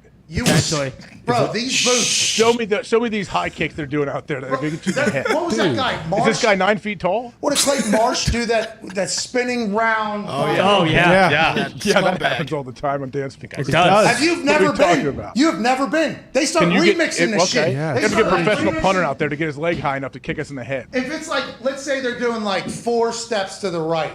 These motherfuckers are so practiced that they'll just hit like a spin move, 1, 2 step, fucking. And then they come back this way. It is cartwheel. It's unfucking.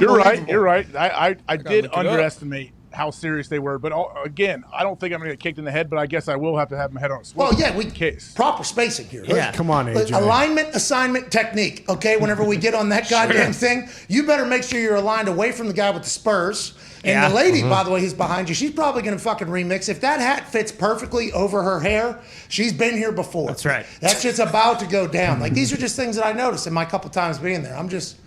Kerr will teach us. Well, head on a swivel, too, though, because, later in the night, you get someone who's had fucking 8 Budweisers in their system, they might fucking kick your teeth out. Sure. Well, normally that's when you're making your way out there. Right. That's what I'm saying. I got 8 to 9 diesels in me. What? All right. Probably about 60 to 70 milligrams in me. What? I'm feeling this song right now. Yeah. And you go out there, you accidentally. And I just back into somebody. It's like, whoa, I didn't know the room. Excuse me. Dude, I'm so sorry. Yeah, what if there's a wheelbarrow call? I'm so sorry. Somebody get the drunk fuck off the. Yeah. It's amazing. Do you remember Copperhead Road, that place? It was the best. We're in Roanoke, Virginia, where Virginia Tech was. We're doing a Barstool tailgate show. Yep. There's like a bank. There's the post office. Yep. Hell yeah. There's a saloon. And there's another one deep in the hills of Virginia or whatever. And it was like, gotta go. Like, hey, you want to go see the saloon? Yeah. Because we were going to go to a basic-ass restaurant, you remember? Yeah, and then they were like, there's a saloon down here. I'm like, a saloon? Hold the Done deal. fuck on. And the doors, open them up, walk in, dance floor to the one side.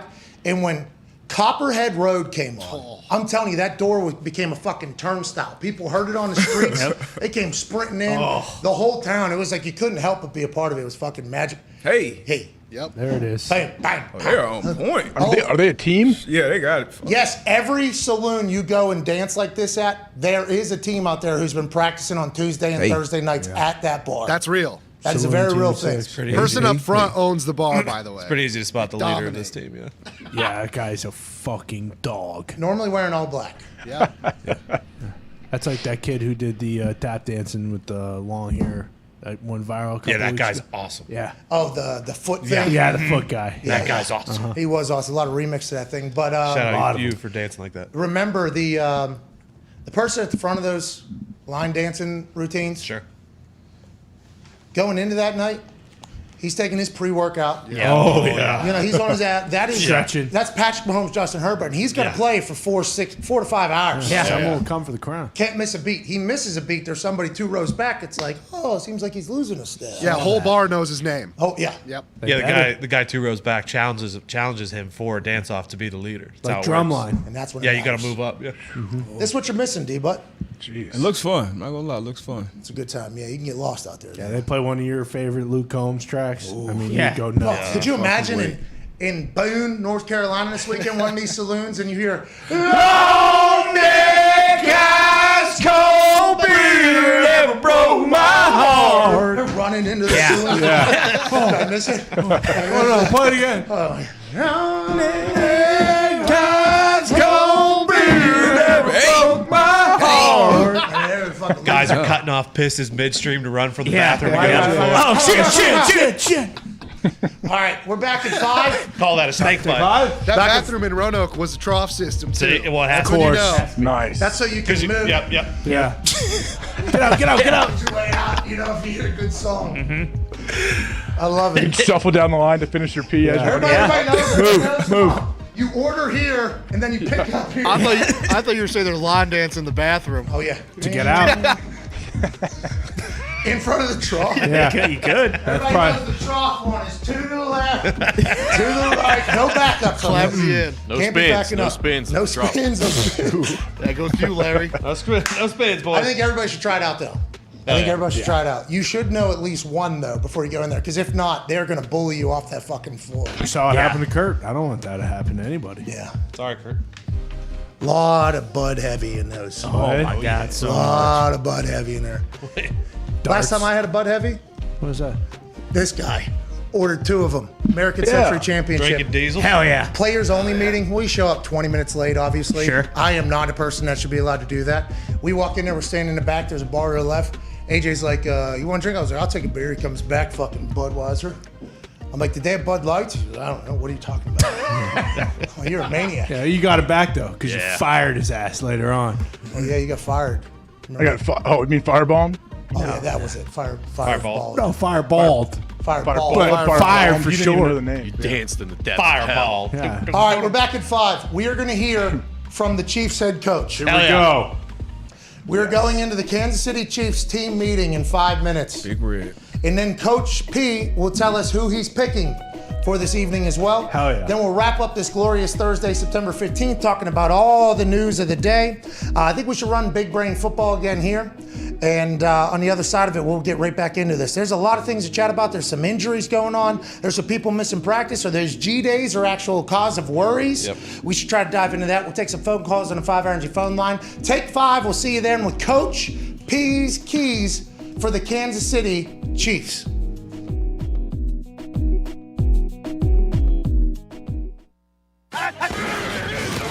Big Brain Football. Man, I love this. What is it about this spectacular game that we all love? The passing, the running, the hitting, the kicking, the scheming, the drama, the athleticism? Let's go, let's go. Right here, big drop. I think it's a combination of all of those things, but I believe it all boils down to this. The competition level is fucking awesome. For the win with 2 seconds left. A finger can literally be the difference between a W and an L. What a turn of events! It's what makes football wildly fun to watch and in turn, wildly fun to bet on, but I digress. The reason I'm doing this segment every week is to hopefully grow the respect for the game and to give love to the players who make all of this shit happen. Not just their skill and their amazing playmaking ability. What I really like is the finish, man. Not a lot of guys would be able to make that 6 points. This will be all about respecting these guys' big fucking brains. Strong like bull. Woo. Smart like tractor. You gotta be smart in this game, man. Coaches usually get all of the credit in this beautiful minds of football space, but I want to shine a light on the players' brains. Let's go do this thing, baby. Let's go. Stuff like Mahomes and Kelsey cooking up a last-second drive in one of the best playoff games of all time. They're playing like that. That seam is open. Let's ball go down immediately. Bills rush 4. Mahomes throws. Kelsey open inside the 40. Breaks a tackle and down. And stuff like this, all from week 1. How about scary Terry McLaurin recognizing a corner is playing lazy cover 2 technique all game, telling everyone and their mother about it. Gotta let us run by that dude, bro. This cover 2, bro. They playing it so lazy. They're playing lazy over there all day. Then, in the 4th quarter, when it matters, Carson Wentz hits Terry behind that lazy cover 2 corner. Taking a shot down the field. There's McLaurin. Out of the dead. And in. That's big brain football. Come on, man. Hey, I've been lazy all day. All day. How about Sunday night in Dallas? Tom Brady asking Mike Evans, "What you want, babe?" And Evans calling his shot. Give me the fade. Yo, Tom said, what you want? Tom said, what you want, babe? I said, fade. He knows the man across from him and knows how to beat him. I know how to get him. He tried to do that little stab. Yeah. I slow played. Back out. I slapped him so hard right there at the line. Watch me see him. I slapped it out of him. That's some beautiful big brain football. Hard to beat in the air, Mike Evans. Which brings us to our main feature this week, Josh Allen. He doesn't just have a big arm. He doesn't just have big cojones. He has a big old brain, too. Hell yeah. Hell yeah. Hell yeah. up 14 against the world champs, 3rd and 4. He's across the line from a man who called him trash just 4 years ago. Allen knows that particular man peeks and cheats, himself a big brain player trying to gain an advantage, often with eyes more on the quarterback and less on the receivers. He's thinking you ain't gonna throw a ball deep. So five is literally looking and not even worried about you on the trips. Allen knows Jalen Ramsey loves sitting on routes, especially on 3rd and 4, the money down. So he tells his guy, Mr. Minneapolis Miracle himself, Stephon Diggs, hey dude, don't run the called route, just go deep. Can you take us through the touchdown, just what you saw on that play? Josh showed me just run. Allen's hunch that 5 would peak and Diggs could get behind him paid off like a same-game parlay. Their corners were really looking at the quarterback, and Diggs just ran a heck of a route. Zone coverage, Jalen Ramsey was trying to read the eyes of Josh Allen and let Diggs go past him, and Josh Allen soars it over Ramsey's head. The look on Josh's face when he runs up on Ramsey is quite a, what was that, pal? moment. I'm sure he's saying something like, I knew you would do the exact thing you just did, so I told my guy to adjust, and we beat your ass. That's not trash, Jalen. That's not a garbage pick. No, that's big brain football. Look at him, he gonna squat. It was simple. I knew it. It was simple. I said, all right, go. I hang my hat on as a player that he got that dog. The amount of times this stuff happens in an NFL game is straight up wild. I was lucky enough to see it firsthand from the Sheriff and so many other genius teammates. Every week this season, you'll get this feature right here on this show from us and our friends at NFL Films, giving love to the players for their commitment to the game, for their smarts, for their big brain football. One no butch, I just got a big brain, bro. I got a big brain. Smart guys who do.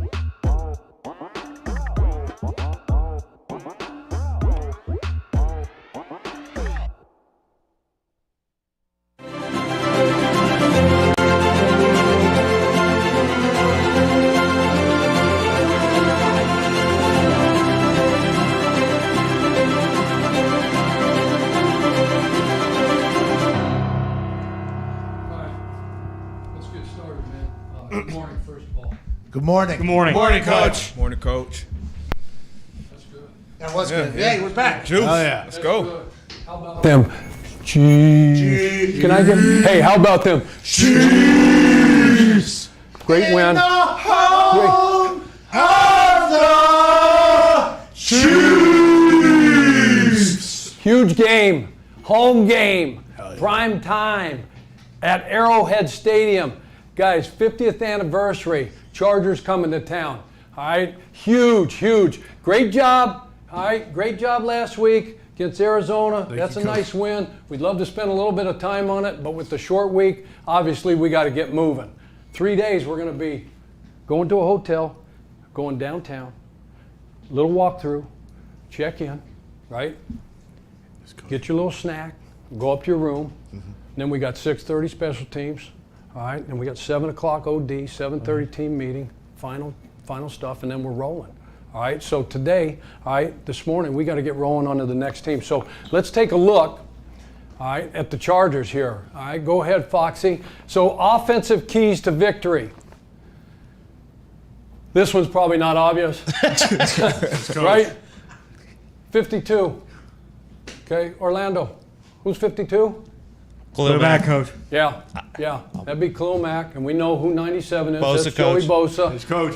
Let's make sure that we block these two dudes. Let's make sure that 52 does not wreck the game.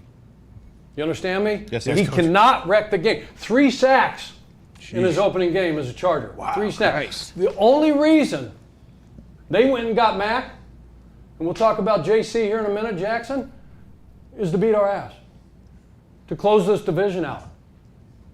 Because for 6 years we've had that honor, and we've got to earn it. I get that. Okay? But that's the only reason they brought this dude in. He is a game wrecker. A game wrecker. Years ago, Robert Quinn, okay, at the Colts, we're playing the Rams. Shit. And I fucking all week, we cannot let, I think he was number 94. 94, Robert Quinn. He does not wreck the game. Wednesday. Thursday, Robert Quinn can't wreck the game. Friday, Robert Quinn, guys, got to know where he's at. He's going to be lined up over here. Costanzo, right there. Can't wreck the game. Saturday, okay, get to the game. What happens? Bink, bink. Dip, grip, strip sack, Chris Long, scoop, score, 38-8 was the final. Sheesh. This dude can't wreck the game. Coach, that game, I think the punter on your team gave away a Toyota at halftime. Immediately after Tavon Austin took a 98-yard punt return back to the house. Let's stay focused on right now. I'm having some nightmares right now. No, that was huge. That was huge. That was the one like, hey, don't kick it to that little. Yeah, I know. Yeah, it's easier said than done. I freaking know. Oh, no. All right. Yeah, I get it. So great. They got dudes up front. All right. that dude. Right. Derwin James. What'd they just give him? They gave him a bag. A lot of because he's the real deal. J.C. Jackson. I don't know. He's questionable. This game, that guy, 8 picks, comes over from New England. He's a dog, all right? And he loves games like this. Don't just prepare like he's going to be out there. And then if he isn't, we'll adjust from there. Yes, Coach. Do yourself, get on the tape and study that dude, all right? If he don't play, they got some other dude, Davis, all right? Bryce Callahan. He's been in the system, all right? This is Vic Fangio's defense, okay? The base defense, if we line up in 2 wideouts or less, they'll be in base. It's a 3-4 scheme. Everything else is going to be an over front, 4-man front, nickel defense, right? But Bryce has been in this system for a long time. He's really good. Oh yeah. As a slot corner, really, really good. He's smart. Smart. A lot like a guy, Good I had in Indy. You know, D Butts. He can unwind a lot of things, right? Can this guy catch or no? And then Can that guy catch? Not like What's that guy in Indy. He can do everything. He covers So that. Asante Samuel, again, guys, I love your energy. Thanks, but let's Coach. focus. Sorry, Coach. Okay, Asante Samuel Jr., boom. J.C. Jackson, all right, they've got dudes. They've got dudes all over the place, all right? This guy, again, what do we expect out of this dude? Kelsey, what do you think? Going to cover you a little bit? Yeah, probably, Absolutely. Coach. So stay on schedule. What does that mean? All right, take what's there. They're a 4-man rush. Again, why they went and got this dude is so they could rush 4 and play coverage. Deploy 7 guys into coverage. That's who they are. There's going to be a ton of split safety. All right? We'll run the ball when we need to run the ball. We can do that on these dudes. But, again, we've got to be able to defeat. All right? They're counting on that dude and that dude with 4-man rush and playing coverage behind us. You're going to see cover 8, which is roll strong. All right? Quarter, half. That's their base defense. That's their base coverage, right? So a lot of times, Patty, you're going to do your thing. That's why you're here. Yeah, you I know, do your Coach. thing. I'm not telling you not to do your thing, but you do your thing. But understand that they're going to jam, reroute. They're going to play some Tampa. They're going to play some 2. All right? Check down. Don't turn down a profit. We got dudes that if we dump it off, they'll catch and run and make plays. So we got to stay on schedule there, take what's there. And then let's capitalize on the mismatches. Yes, Coach. Okay? Let's capitalize on the Big mismatches. yak. You watch the tape. Watch the tape. Okay? Van Noy's a really good player. Ton of respect for him. But you put the tape on, he was in a little bit of a pickle last game in the opener. All right, he's got man-to-man coverage on the back out of the backfield, and they run a little pick route, so he's got to fight through traffic, number one, and then cover this back down the sideline on a wheel route from the Raiders. Touchdown. So when we have those opportunities, Kelsey, you got to beat the hell out of this dude. Yes, right? Coach. Backs, you got to beat them linebackers. Everybody understand what we got on this? Yes, sir. Yes, sir. Let's go to the next one. Okay, defensive keys. Dude, okay? Real dude, we know it. We've seen it. He's come in here and beat us. Dog. All right, this guy's a dog. So we got to limit him. He's going to get some yards. He's going to make some plays, but we got to limit. Rush, coverage, and disguise. Okay, we'll have a plan when we want to get after his ass with our exotics and things like that. We've got to get him in 3rd and 7, 3rd and 8 plus to do that in order to cut our dogs loose, right? So rush, coverage, and disguise. Eliminate Williams. Why? Okay, number one, last year he killed us. Okay, and he had a field day against us the first game, September 26th at our place. All right, they won 30-24. You remember? Remember? Yeah, Yeah, I remember right. Derwin. All right? Thanks a lot. Derwin, you got it? Yeah. So Keenan's out. Okay, great player. He's out. Okay, this guy showed up big time. Carter, he showed up big time. So we've got to pay attention to him and make sure that Williams, okay, doesn't wreck the game. Okay, it might have been, all our focus might have been on Allen, all right, but he's out of the game. So we've got to do a great job, eliminate him, and they got to beat us with Carter. They got to beat us with them. They picked up the tight end. Cook was there last year, and now they got Everett. He made some plays. He scored a touchdown last week. He's a really good player. All right, so we've got to do a great job here. This is what he had, okay, that game a year ago at our place. 7 catches, $122, and 2 touchdowns. Red area stop. Do you remember that? Yeah. What was that? I do. Remember that, right? Game. Yeah, it was terrible. It was a fucking miserable night. I was playing quarterback. Brutal. So, and then red area stops. Okay, last year, they're 4 for 5, 80% in the red area. Good Lord. They can't do that. Come on, boys. They're going to get some yards. Okay, they're going to make some plays. All right, but once we get in the red area, we got to force field goals. All right, 4 out of 5. The other thing is 4th down. Okay, the head coach is who? Brandon Staley, coach. Staley. What does he like to do on 4th down? Go for it. Coach. Every time. Could No it matter be at what. his own 18-yard line? Yeah. Yes. Coach. Could be at his own 18. Could be his own one. What a fool, I don't know. Coach. Analytics come into play here. We're going to play smart football, but we got to be ready for that because at the end of that game, there's a 4th and 4 conversion touchdown. We're going to see it on tape later on. Foxy's going to cue it up for us. Then they got a 4th and 4, get a procedure penalty, goes to 4th and 9. They draw a DPI. They score 2 plays later, go ahead touchdown, win 30-24. We got to be great here. Let's look at special teams real quick. Here we go. All right. Win the field position battle. Half court offense, full court defense. What does that mean? Hey, we pin them, we get them, and whenever we get the offense, we got to score. That's exactly right. Oh, All yeah. right. So our offense, let's set them up. Okay. Let's set up Patty and the boys. All right. Let's give them a great field position, and they got to go the long, hard way. One big play. That's all we're asking for. One big play. Okay. Huge, a block, big return, and no penalties. Okay. We can't have any penalties. All right. We had a big return last week, right? Yeah. We had a big we did, return Coach. last week, and we came back because of penalties. So we got to do a great job there. Sorry, Coach. All right. Kelly, Unacceptable. Joshua Kelly, Rook, Carter's going to be back there. He returned a kickoff. He returned punts. He may do both. Okay, let's go to the tape. Oh, here we go. Let's go to the tape. All right, Chargers defense. Question. Wiley. Sure. Who can't wreck the game? 52. Khalil 52, Coach. 52, Coach. What the fuck? Come on, Wiley. Can't Veteran win guy, with it. Wiley. Wake up. Wake the I don't mean to call you out, anything like that. You're a vet. You're an OG. I Thought it get was that. All right. I Mahomes. apologize. That's Khalil Mack. You know who that is. All right. So this guy right here. Go ahead and run the tape. I got help. There we go. Oh, Game record. Let's go back. Let's go back. Let's take a look at it. Why? Okay. Why? This guy. Okay. We're going to have help. We like to get 5 out. Granted, we'd like to get 5 out. So there's going to be a time where for both Brown and you, Wiley, you're going to be on an island. You're going to have to wear the hat against those guys. We may slide to you. We may slide away. But there might be a time where we might have a back or a tight end, and we might have a back here chipping those dudes too to give you a little bit of a down off. All right. But at any rate, you got to stay with these dudes. Watching the back end. First game of the year, right? Week 1. This is Adams right here, Devontae Adams. I suspect this is a way that they'll roll the coverage to maybe Williams. With Keenan out, they go to Williams.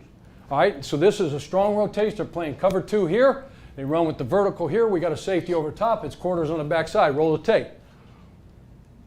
Stop the tape. Where are you going to go? Where are you going to go?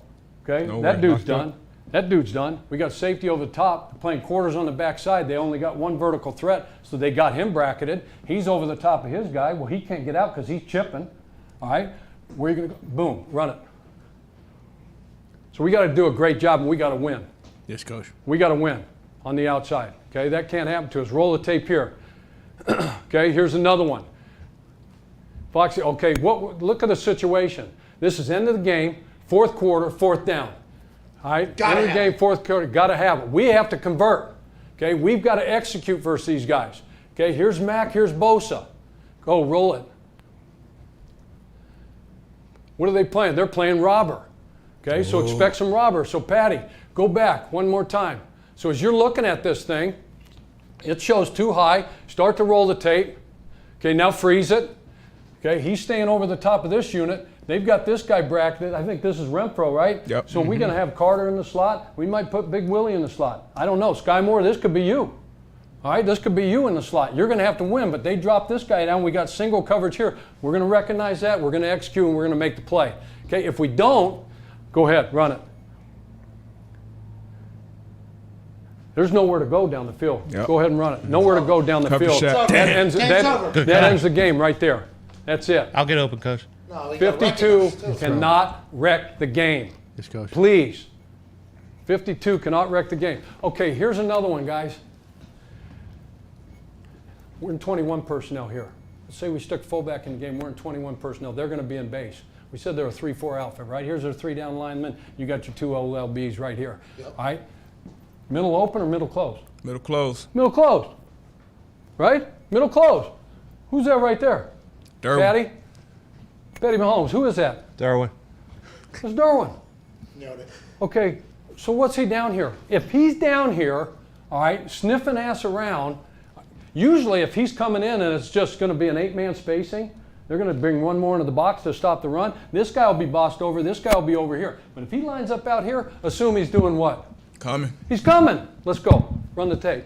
Oh, yeah, there he goes. So they pick this running back for the Raiders. He sees it. He sniffs it out, but he dives at his ankles. It's an alien. They're talking about aliens all over the news these days. This is one of them. He's a freaking freak. You got to set your feet. You got to get in front of this guy. You can't lower the helmet because of the use of helmet, the crown, and all that bullshit. But get in front of that son of a bitch. Clyde, you got me? McKenna, if you're in there, let's get the son of a bitch blocked. That's why I He's got wrecking that the new game. helmet. The guy's a dude. Roll the tape. I don't want to block him, Coach. Throw me the ball. Shut up and do your job. Okay. Pissed. What do we got here? Okay, one more D. So who do we say was going to Shut up, guys. Going to cover you, Kelsey? Probably. Derwin James, Coach. Derwin James. The alien. I know you know him, but watch a little bit more tape. Yes, Coach. Okay, Monday, Tuesday, Wednesday, at the hotel, all that stuff. Watch some tape on this dude and see what's changed. Jersey number, don't be looking for 33, all right? He's number 3 now. Oh, all right, go ahead. Good tidbit, Coach. Yeah. Okay, let's go. Looks awesome. Thank you, Foxy. Okay, so run it back. So 33 ends up on Waller. Okay, that's the Raiders version, semi-version, the 2.0 of Kelsey. You're 1.0, we know it, everybody knows it. Hell yeah. All right, so they've got man-to-man coverage here. Go ahead. So he's running in phase. He does a great job here. So we got to be smart. Look, if he's covered, don't try to force it to your number 1 guy, Patty. Take something else. Let's see if there's something else out there, whatever that is. Don't force that thing. Okay? You would never, Pat. Don't force that thing. But that guy's an alien. He can make plays. Go ahead. Next play. Defense. Okay, looking at their offense, right? I thought Foxy was starting to chant. He's a dude. He's a dude. He's a dude. He's a dude. For our defense, go ahead, run the play. Okay, so go back. I don't know, like in the scouting report, you know, when the Raiders were talking, and they were talking to the defensive players about the personnel, they probably talked about Allen, right? Probably talked about Williams, probably talked about Everett, probably talked about this little scatback Eckler, who can wreck games. Sure. Guys. I didn't mention him earlier. That dude is a dude. First down, second down, and third down. Running the ball, catching the ball, protecting. All right, so watch what happens here. Here's Carter. Welcome back, Carter. Watch what happens. Stop it. Derwin, what coverage they running? 2. Derwin's not in this Running meeting. Tampa 2. How did he Teach get this it guy in? to stay between the pipes, right? They're running this guy up to hold this Oh, safety. I'm Justin Reed, I think it's Coach. a little bit low for 2. Might be cover 8, strong roll, right? Yeah. Stay away from the hash because they teach this guy to stay right down the deal, and they hit this guy in the seat. Watch this throw. It's a good-ass throw. Great throw to Carter. Okay? That guy, 10, can make all the throws, guys. Wasn't on the sky Make all the throws. Next play, Foxy, please. Let's see what we got here. AJ, pay attention. A little bit of motion.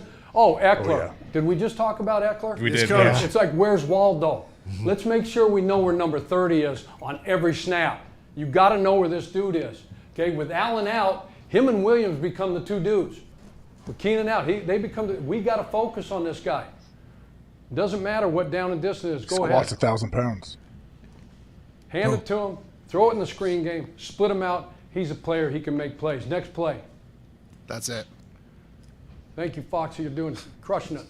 Next play. That is the last play, Coach. Last play, Coach. Yeah, Fox hates you guys. Foxy, he's fucking vibing Foxy. right now, dude. He hates you guys so much. That's it, huh? That's it. Okay, so listen. Let's have a great week of practice. Here we go.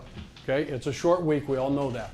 Don't just assume, all right, because we're the Chiefs. We've won the division 6 straight years. Okay, that the Chargers are going to come in here and just lay down because it's at Arrowhead Stadium. We've painted the field. We've done all this stuff. We're going to have the band playing down here, barbecue out the ass in the deal, and they're going to walk in here, just waltz around, and just lay down for us. Study, know your shit, come ready to play. Both want to know right now. Whoever wins this game, it's going to be us. We're going to have a stranglehold on the division. Hell yeah. Best division in all of football right now, the AFC West. All right, and they got to come through us. They got to come to us. So let's do a great job and get ready to play this game. Let's go. I will tell you what, Coach, whenever we decided to make this happen and you agreed to do it, that moment should be memorialized forever. I fucking love this. You couldn't hear because we don't have ear things yet. We will next week at the Thunderdome. We're not well equipped for this whole thing. AJ is even chiming in. It feels exactly like a team meeting right now. Me and Darius literally talking shit about things that you were saying quietly, not being disrespectful as much as we can. The pointing people out and what we just learned. I feel like that was a great depiction of what it's fucking like on a Wednesday. That was great. I honestly believe I felt like I was in a meeting. Yeah, me too. Two meetings at the same time. Yeah. AJ, could you imagine this fucking guy every Wednesday morning, dude? Oh, it'd be amazing. Chuck has to hate you guys. I love how he had to shut you up multiple times. What do you want us to do? I mean, guys, I love like the a energy. real meeting. Guys, I love the energy. on. I love the energy. He said, let's go ahead and keep it down. Gotta bring it. Chuck, you've given us 2 incredible breakdowns as a head coach for both of these teams. Now it comes down to this. Who's winning tonight and how? This is what I miss. There's a lot of BS going on that I don't miss as a head coach, but being in the locker room and being with the guys and going through the grind and that brotherhood, that's what you freaking miss. Hell yeah, Kurt Warner just talking about the things that he misses, and when football's over, you know, for all of us coaching and playing, and you're sitting there trying to figure out what's my purpose, what's my next why, what's my next life's work. This shit. Thank you for letting me. Thank you. This is what you missed. Awesome. Thank you. It's fucking amazing. And we appreciate this. We can't wait for it all week. And we are going to, honestly, we're going to become a much better show because of it. For sure. With that being said, who's winning tonight, Thursday Night Football, after you just coached both teams? Not yet. Okay, so let's recap. Chiefs at home, right? Yeah, 50th anniversary. They painted the field. 50th anniversary. Yeah, I don't know. I think Brand new paint. Huge, right? Think they got everybody healthy. The only thing you look at maybe special teams with the Chiefs, missing Buckner. Yeah. That could play huge, right? Yeah, J.K. Scott So they're missing him. They signed Matt Amendola, used to be the Jets kicker, so they got him in. Yoked. Tell me if I'm off the tangent here. No, you're good. You got it, guys are Coach. looking at me like I'm, effed up or something. No, we're just hoping you go our way. Big time. No. What? We're just hoping you go our way. Okay, so anyway, 9-4, last 5 seasons. All right, KC's 9-4 at home primetime games. Last 3 seasons, all right, 5-3. You'd think it'd be a little bit more. Home field advantage, the noise, this, that, and the other. Patty Mahomes. You look at the other side. Chargers coming in. Big win. First win. Everybody will say, hey, look, they had 5 sacks. All right, that defense. They had 3 interceptions. They should have shut them out. Raiders pretty good. Yeah. I don't care where you're playing. This AFC West is a mauler. All right, Keenan Allen's out, but they got other dudes, and they got this quarterback playing lights out right now. So this is where I'm heading, and this is what I'm thinking. Go ahead, Foxy. Oh, shit. And this is why. Wow. Chargers outright? It's going to be high scoring. Kurt Warner said It's going to be high scoring. There ain't no doubt about it. You got 2 of the best young quarterbacks in the National Football League going at it. But I just think Mac Bosa in the James game, too much. Too much for these dudes, all right? These 2 rushing the passer, being able to get pressure on Patty Mahomes with 4-man rush and play coverage, that's gonna stymie it. And they'll do a great job of keeping Pat under control. All right, Herbert and company. That offense is too much. That guy can make all the damn throws with the arm, with the legs. He's been there. He's 2-2 against them, so he's not afraid of this moment. This is not too big for Herbert and his boys. And then big balls, Brandon. Big balls, Brandon. Let's look at the tape. Why are we saying big balls, Brandon? Okay. Let me set up the scenario here, all right? Here's what it is. 4th and 4, all right? And I believe we're down 17-14. Start of the fourth quarter. It's 4th and 4. He decided, are they in field goal range? Yeah. Yes, coach. Mark ain't the 46, all right? Ain't never been. They're at the 28 right now, all right? They could go for the field goal, but he said no. He's known for this, guys. He is known for this, going for 4th down. He went for it, I think, second most in the league last year. So run it, Foxy, please. So they go 4th down. He goes to Allen. We know he's out, but they convert. What happens 2 plays later? Because he had big balls, and he decided to trust his guy, and he decided to keep number 10 on the field. All right, he converts the first down for him, and then who would we say was going to be the dude this week for the Chargers? Williams. With Keenan out? Mike Williams, Mike coach. who? Williams. Number 81. All right, here he is up here. Roll the tape. This is 2 plays after that 4th down conversion. What a Tutty. move. Tutty. Unstoppable. They take the lead, 21-17. Let's go to the next situation. Now we got 4th and 9 because they had 4th and 4 again, all right, in the Chiefs' territory, and the score's tied 24-20. They could have settled. They hit their mark. They could have settled, put one right through the uprights, gone up 27 would be? Yeah. 23, 27. So he elects, so they have false start. So now they're backed up 4th and 9, all right? Go ahead, run the tape. So he gets the matchup. Go ahead, run it back. He gets the matchup. He looks around, surveys the deal. Go ahead and run that thing back. Here's what he's looking at, okay? No, this is where we're going. Okay, so he throws it to Guyton. He drops the ball, but they draw what? Flag. Penalty flag. 2 plays later, guess what happens? Touchdown. They miss the extra point, all right, but they win the game 30-24. Damn, That's why I'm going with the Chargers. Let's go. Because of these 3 things. Let's go, Coach. Thank you so much, man. Hey, come here. That was awesome. Love you, Coach Pagano. Thank you so much, Coach. Makes me feel good about our same game party. Coach, incredible. Thank you, Coach. Thank you, Coach P. That was awesome. Hey, love you too, man. Love you, Coach. See you next Love you, week. coach. Hey, Jay, how about it, pal, huh? He's the man. Like Chuck is awesome. I feel like I got a good breakdown on this Thursday night game. I know exactly what's going to happen. Chargers are going to win. Yeah. Let's pivot away from the game and away from Coach P's keys because we're 3 minutes late for a man that we love talking to. A man who might be on pace to win the defensive MVP this year with how he started in his brand new home. Ladies and gentlemen, 2-time Super Bowl champion, a man who has an incredible haircut that is much deeper than just the hair that's on his head. That's right. He's a future GM, future Hall of Famer, Von Miller. Hey, I appreciate y'all having me, man. Having me back on the show. Coach Pagano and, John and Chuck, man, I love those guys. It was a great breakdown. Pat, I appreciate you for having me back on the show. We might as well make this a residency, man, and have me on here every single week, man. I'm all for it. I know we talked about it in training camp. I'm happy to be back, man. I love this play. Are we in Von Miller every week? Von Miller Thursday. Von Miller every week. Hey! All right, we'll figure that out. We will definitely figure that out because if you are to be on our show every week, that is a big fucking deal, and we are very thankful for it, as we are thankful that you joined us today. Now, the start with Buffalo has obviously been fantastic. Your haircut, though, ends up on Come On Man. I see you put a tweet out about what that's all about. It feels like you're an incredibly deep-thinking dude, huh? Like, have you always been that way, you think, or has sports kind of got you here? I've had this haircut for about 8 years now, and, whenever your hair grows, honestly, it's really the only place where my hair grows. So I got to line it up and make it look nice. The triangle has deeper meaning to it. I'm all about positive energy. I'm all about manifestation. That's why I'm here in Buffalo. And it all just kind of went together. The haircut kind of really just chose me. And I'm appreciative of it. Guys here in Bill's Mafia, they're getting a haircut, man. It's pretty cool. Absolutely. Go ahead, AJ. Bon, what was it like your first time in Buffalo, putting the uniform on for a regular season game? You have an impact instantly, like sack first series. You talked to some of the boys. I was actually in Indy last week watching a lot of the tape with them, making them run back all your rushes, even when they got rid of the ball. Like, you had a million really, really good rushes. Like, was that what you expected to get out that fast of a start?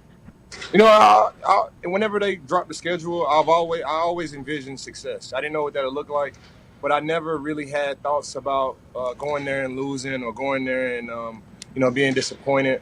You know, I thought about seeing Aaron Donald and Coach McVay and getting everybody hugs and stuff. I never thought about us losing the game, and just because I think in that manner doesn't mean it to go that way, but. We started the game off, and everything happened exactly like I thought it would. You know, everybody was on fire. Josh Allen was just killing, to start the game. But it was kind of weird being in there. Right when I walked onto the field, I'm warming up in my spot that I usually warm up in, and that's on the wrong side of the field. So somebody had to tap me, like, hey, like, over there now. That's when it really hit me, like, dang, I'm really on the opposite side. But so far, it's always been love. That is the best stadium in our league. We won a Super Bowl over there. All the vibes are always great there. All the celebrities were out there. LeBron James, Dr. Dre, countless actors. Man, it's a great environment to play in, and we had fun for sure. Hey, I saw OBJ there was watching for who he's going to play for. You know what I mean? Like and you guys won. So congratulations. Hey, that's what he said. That's what he said. No, you got off to a great start, and I think I have become a massive fan of yours, not just because. You come on this show and give us a great conversation, which you are, and we're very appreciative of that, not just because you're good at what you do, but we talked to Andrew Whitworth last week, and I think everybody says this that's ever played alongside you.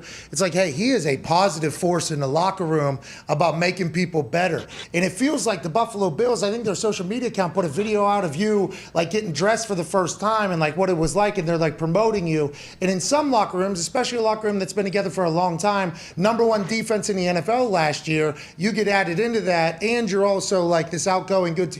How has it been getting adjusted? And was it just seamless whenever you got in there because everybody's on the same page, or did you have to kind of feel it out a little bit, Vaughn? I've been playing football for so long. I've been playing football since the 5th grade. That's kind of my place where I kind of grew into my own, where I evolved into, this person now. I enjoy being in the locker room. In Texas A&M, Coach Sherman, he put me right by the music. We had this little DJ port, and he put me right by the music. And I was always the guy to play music, all different types of genres to bring everybody together. When I went to Denver, a lot of responsibility on that. Yeah, it is. I had everybody over to my crib, and I've always been a team guy. It doesn't matter if it's the Pro Bowl. It doesn't matter if I'm getting traded to the Rams. It doesn't matter me being here with the Buffalo Bills. I've always been a team guy. I've always tried to figure out, how can I make my teammates better? How can I make, my coach's job easier? How can I make my teammates' job easier? And that's just the world that I've been living in my whole entire life. So when you come into a locker room like this with so many leaders, Micah Hyde, Jordan Poyer, Tremaine Edmonds, and Josh Allen and Diggs, and all of these guys, man, and you just kind of fit in with the culture, and you just kind of blend in with the foundation that they've already built. So. It's been a joy being here, and it's always great to go out there and have success for sure. Hell yeah. Why do you think that is? Why have you always been a team guy? Is that something like family members or your parents or someone instilled in you? Because being an outside rusher too, a lot of outside rushers hey man, whatever happens, as long as I get a sack or two, I'm okay. The rush and coverage go together. The rush and coverage go together. Exactly. You always need somebody to help you out. No matter how fast I get there, if the coverage is not good, they throw the ball quick. So I've always been a team guy. I've always tried to, figure out how can I help these guys so they can help me. And I think it started with me and my little brother. My little brother Vince, he's 2 years younger than me, and we never got in trouble for anything. I could get in trouble for talking in class, being a class clown, all of that stuff. We got in trouble for fighting each other. We got in trouble for, getting into it with each other, arguing with each other. And I think that's where it developed for me. Hey, let me figure out our relationship so we won't get in trouble. And I think that just bled over to my my other brotherhood as well. Everybody loves you that plays alongside you, man. That's a huge honor. I think that means more than anything you could ever accomplish on the field. But I love hearing that mindset, especially from a guy who's going to be in the fucking Hall of Fame. Darius, your question for Vaughn. Right. Speaking of that Hall of Fame career you putting together, you say you started playing football back in 5th grade. I'm interested to know, because I know as a coach, I wouldn't be putting you at just DN. What other positions did you play growing up? My very first position was quarterback. And I always thought that I was going to be this quarterback, this drop back quarterback that could make all the throws and stuff. And slowly but surely, I kind of transitioned from quarterback to running back to safety to inside linebacker to outside linebacker to you just rush the passer. It just happened. Each and every year I was playing a different position. and it just happened. That's why I always, I'm always watching the quarterbacks, and I'm always, I feel like I can see, I feel like I can see, and I can feel great quarterbacks. That's why, being here with Josh Allen and being with Matthew Stafford and being with Peyton Manning and all these guys, I've been around quarterbacks my whole entire career. Ryan Tannehill, we're getting ready to play these guys, and I just knew from the get-go that Ryan Tannehill was going to be great because I always felt like, I'm a quarterback at heart, and I guess it's why I rush the passer the way I do, man. I always feel like I'm a quarterback at heart, man, and that's where it all started for me. What's next for you guys? What do you got on deck here? Where are we at in the schedule? I know you guys got Monday Night Football against the Titans. What do you guys got today? Oh, we just had this was our pass rush day. And, we were out there going over third down, short yardage and stuff. It's a fun day. It's a fun day for all of these guys, man, getting out there with Jordan Phillips and Greg Rousseau and, AJ Espinosa and I mispronounce his name every time with AJ. And, yeah, you're an asshole. Good teammate, huh? All these guys, man. Being out here with all these guys on pass rush day, that's where we really come to life. That's where we really hang our hat on rushing the passer. So it was a fun day for us today. What year is this for you? This is year 12, but it honestly does not feel like it. It does not feel like year 12. To be honest, the only time it feels like year 12 is when I'm in the locker room and I hear like the jokes that the young guys make, and when I see their perspective, versus my perspective, that's the only time where I really feel like age. But when it comes to working out, running, watching film, all of this stuff, I just feel like I'm stuck in 2016, to be honest. Do you have the aux in the Buffalo Bills locker room as well? And with these young guys? Yeah, I'm the designated DJ.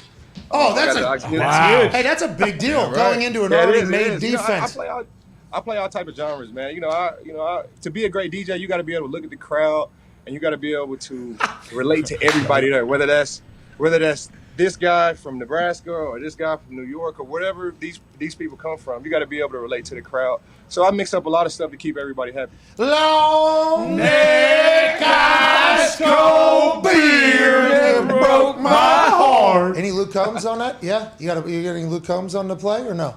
I play all type of country music for sure. Chris Stapleton, like you said, Luke Combs. Ain't Worth the Whiskey. That's my guy. Cole Swindle. Yeah, that's Cole Swindle. I love Cole Swindle, man. I'm from Texas A&M. Like you gotta love country to be at Texas A&M. Sure. Sorry, buddy. You guys lost game day last week. Yikes! Yeah. Sorry, buddy. Go ahead, AJ. Your question for Vaughn. Vaughn, when any of these young pass rushers that just come into the league ask you for advice or how many moves they should have, is there anything you tell them specifically? I know Kevin Green, the guy who's in the Hall of Fame, he was the outside backers coach in Green Bay for a while. He always told guys when they were young, like, hey, you perfect a move, like perfect one move, and then work a counter off of that. And then once you do that, we'll go from there. Like, is there a number of moves that you're always working on, or how's that work? 100%. That is true. I always tell the guys, what got you here to this point is going to take you to the next level. You just got to find a way to make it perfect. You got to find a way to evolve that. You can't take a power rusher and make them, a speed rusher. You just got to see what they do best.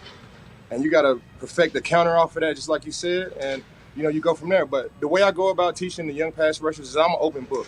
I really like to talk about mindset, going to the games, what I'm looking at, situational football, and that's where I feel like we get the most mileage because pass rushers come in all shapes, sizes, weights, and all different backgrounds. I like to talk about the mindset, what I'm thinking about, what I'm looking at, and that really gets the most mileage. And we had a pass rush summit each and every year, and I bring out all of these pass rushers. And if we can get one or two things from all these guys, it's a success. Whether that's being in a 3-point stance, whether that's being in a 2-point stance, outside foot up, inside foot up, whether that's a spin, a dip, or speed to power, whatever that may be. It's a place where we can come together and really sharpen the knife. And, being around all these great guys, I'm a firm believer in iron sharpens iron. I was so lucky to be on a team that had Freeney and Mathis, and John Tierlink was the coach, JT, like legendary pass rush coach and D-line coach, and watching them work and what they were working on and then listening to them talk about how, hey, this is a chess game right now. Like, we are setting things up for later in the game. We are making this happen knowing we're not going to get to the quarterback, but maybe 3 situations from now that is going to do. And it took me back to Thursday. That's why I started smiling whenever you start talking about what your mindset is going in the game, because I don't know if you got to watch the game back or not. Rookie left tackle had you locked up on one play. I think you tried to speed. I think he got you. And they were zoomed in on him on the next play, and they're like, he's going to be just fine in this league, and you hit him with a fucking bull and just ran him right into Stafford, and I was like, oh, that's the rookie not knowing, like, okay, yeah, Vaughn probably let you win that one. Like, that is probably one that he let you have for a setup. Is that happening every play, every game? Like, how do you set up a whole story of what you're going to do basically to a guy in that one-on-one matchup all game? No Boom definitely got the best of me on that play. But, I have so much respect for offensive linemen. At first when you come into the league, I hate these guys, this and that.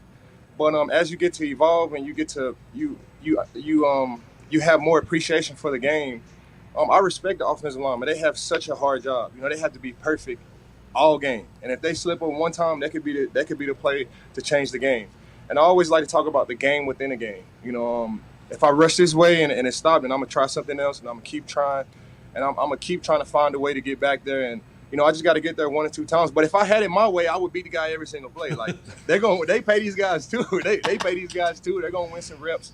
But fortunately for my position, I just got to get there 3 or 4 times, get a sack, force fumble, try to change the game, and I'm in a good position to be a pass rusher. Yeah, get 4 sacks a fucking game this year. Hey, if you don't, it's going to be a disappointment, isn't it? Yeah, absolutely. Wow, man, maybe don't even look in a mirror for a year or so. You don't get 4 sacks a game this year. That'd be wild.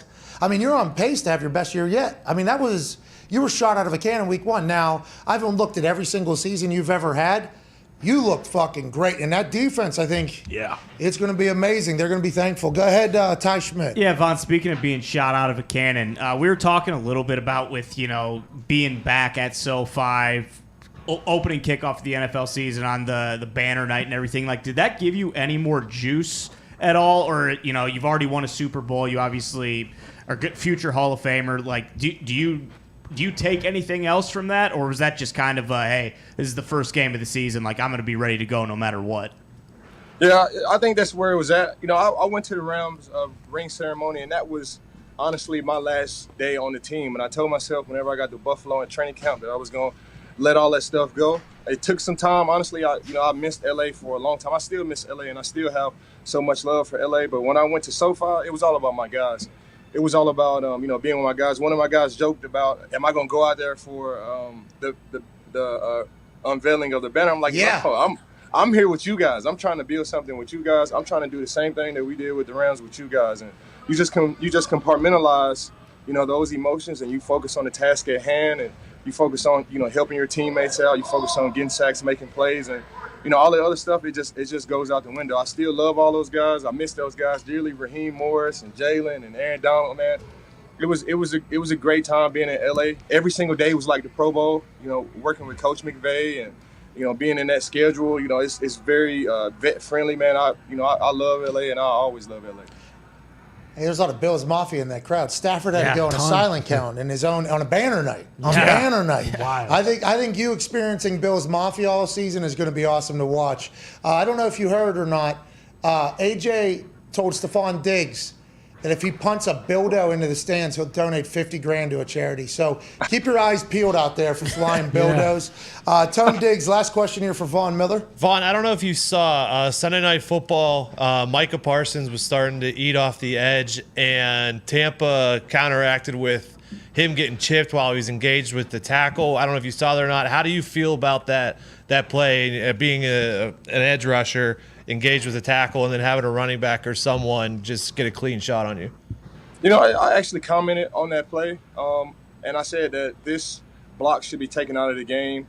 And I felt that way because, over time you start to, especially being 12 years in the league, it's all type of ways to get the job done. And I'm sure guys in the offense will be like, man, this and that, or it's just a chip block. But you're paying these marquee guys. By the time Micah Parsons getting ready for his contract, you'll be paying him $55 million a year. Why would you let a running back just go out here and clean his clock? And honestly, this is the only play in football where you get to tee off on a guy that's not looking. You can get that same block accomplished just by using your hands or just staying in the way. You don't have to go clean this guy up. And it really hits home for me because I tore my ACL on a play like that. I tore my ACL. A guy chipped me on my left side, put my right leg down, and I tore my ACL. And you see plays like this each and every year. The one play that really gets me is where they start the tight end on the opposite side of the field, and they motion them over to the other side of the field where you're at, outside the number, and they bring him in right before the snap count, and he just cleans you up from the outside. And you can get all of these plays.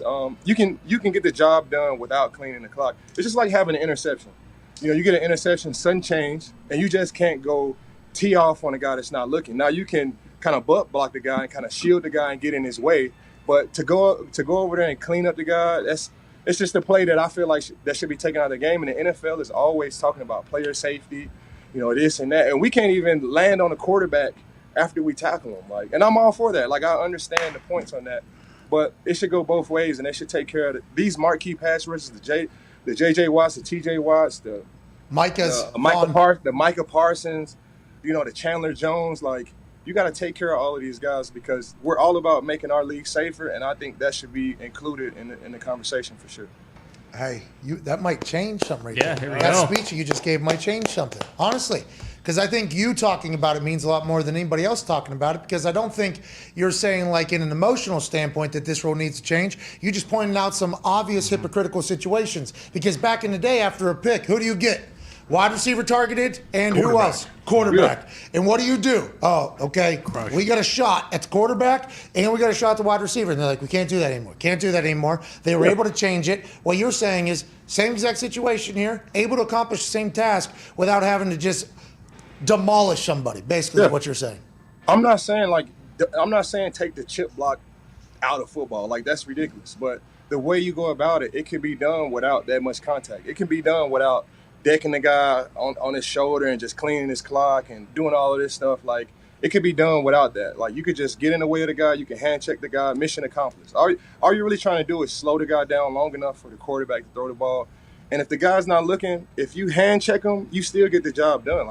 You just don't have to clean his clock. And if the guy's on the line of scrimmage, say if it's a tight end that's lining up outside the pass rusher, just hand check him. You don't have to clean his clock. You can get the job done without going overboard. And that's just all it is. I'm not saying take the chip block out or this and that. Obviously, it's always going to be football, but we can take some of the dangerous levels of contact out of the sport by just not teeing off on our marquee pass rusher. Hell yeah. Woo! Let's do it. I appreciate the hell out of you, man. Enjoy the rest of your day. I can't wait to watch you grow. Can't wait to talk to you next week. Yeah, I appreciate you, man. I'm here every week, man. Y'all just let me know. I'll be right back. Von Miller, ladies and gentlemen. Are we talking Von Miller every week? Sounds like it. All in. We got to figure that out. That's huge. Von He's a Miller. great spokesman for the league. Oh, yeah. Did you hear him just lay out the case there? Hey, we're always talking about player safety. We're going to be paying these guys $55 million. These are marquee names, okay? So business-wise, these are some big things that we maybe want to take care of a little bit, but also for the good of the game, same job can get done without having to, blindside. So it is when you see the chip, and it's always going to be a part of football, and offensive linemen are probably not going to be fans if this gets taken out. It's oh, sorry, you get one play where you get a blindside on you or whatever. So I think there's always going to be those old school football people that are going to be tough to turn. But it is something when you hear Von Miller say, we understand that this has to be a part of the game, but there's no reason for us to think that we're going to fucking blow our ACL every single time somebody goes emotional. That's not what the game is anymore. I'm excited to see if there's any real change in that. It sounds like he has a compelling argument, AJ. He does, yeah. I guess he's trying to say, I don't know how they would word the new rule, though. Hey, you can't say, I don't know how you. I agree with him. I think it's true. It's the only time when you're engaged with somebody and you're not looking that somebody can come and just smoke you from the side. They always say, break the ribs. That's what they tell those chippers to do. You got to break that dude's ribs or collapse his lung, whatever they used to say back in the day. But you don't need to do that. Yeah. Back in the day, 10 years ago, 15 years ago. Hey, he's going to be up. He's got that full, because he's got to rush next play too. Collapse his fucking lung. You cut off the head, the snake would die. I was having because D-Butt and I were actually talking about it yesterday morning. How do you fix that or whatever? I thought the same thing. As long as if you could make a rule easily that you can't go in with your shoulder or your head or body. If you go in and you push a guy as hard as you can, you're not going to cause nearly as much damage as using your shoulder. Well, so long snappers, right? And I don't know how many offensive linemen, we'll have to learn that through the season.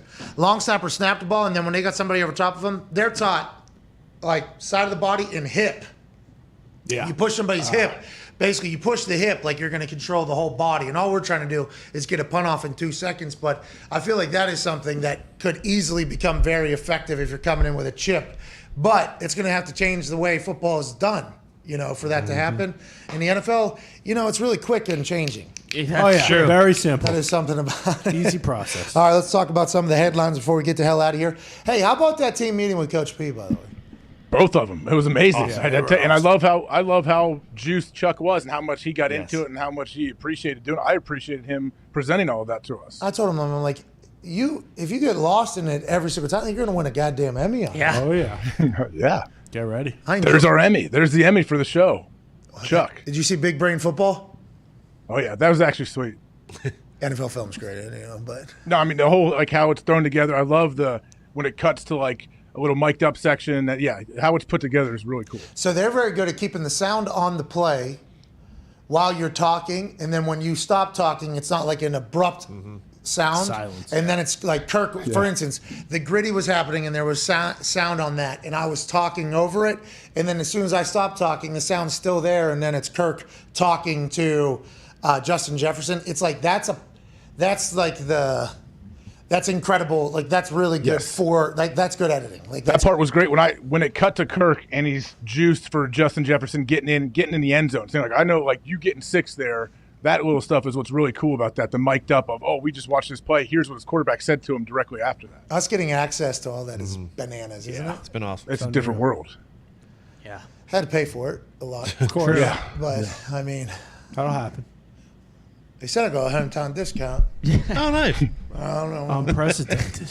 Unprecedented. It's awesome. I'm very thankful for it. All right, a couple other headlines. Lamar Jackson had a press conference yesterday. He's fucking awesome. This guy, every single day that passes, I start to like him more. This is how he handled conversations with reporters yesterday about the business side of Lamar Jackson in the Baltimore Ravens.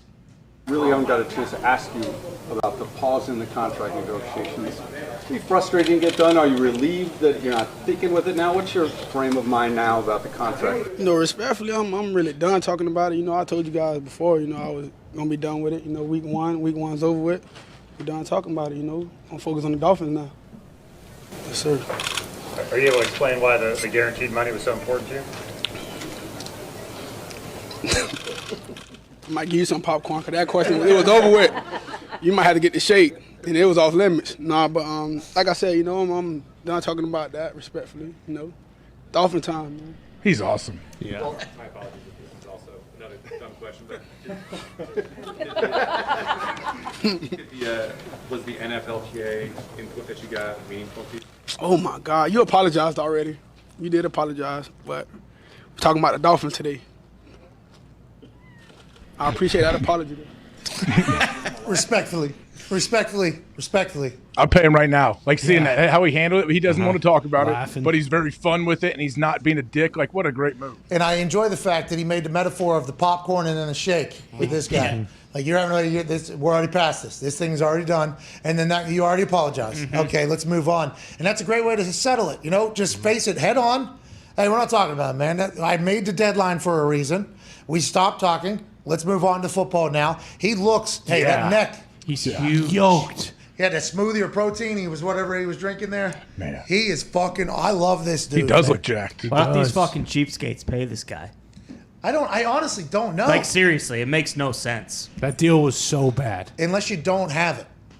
That would be the I reason. guess that's the guarantee. The flow, cash. the fluid, right? Because if it's guaranteed. Do they have it? I don't know. They would never say they don't, right? Because that appears that they are weak then, and you don't want to be at a competitive disadvantage by appearing weak, especially if somebody in your division is already paying $230 guaranteed, which means Haslam literally wrote a check for $230 million. Like, here you go, fucking, it's there.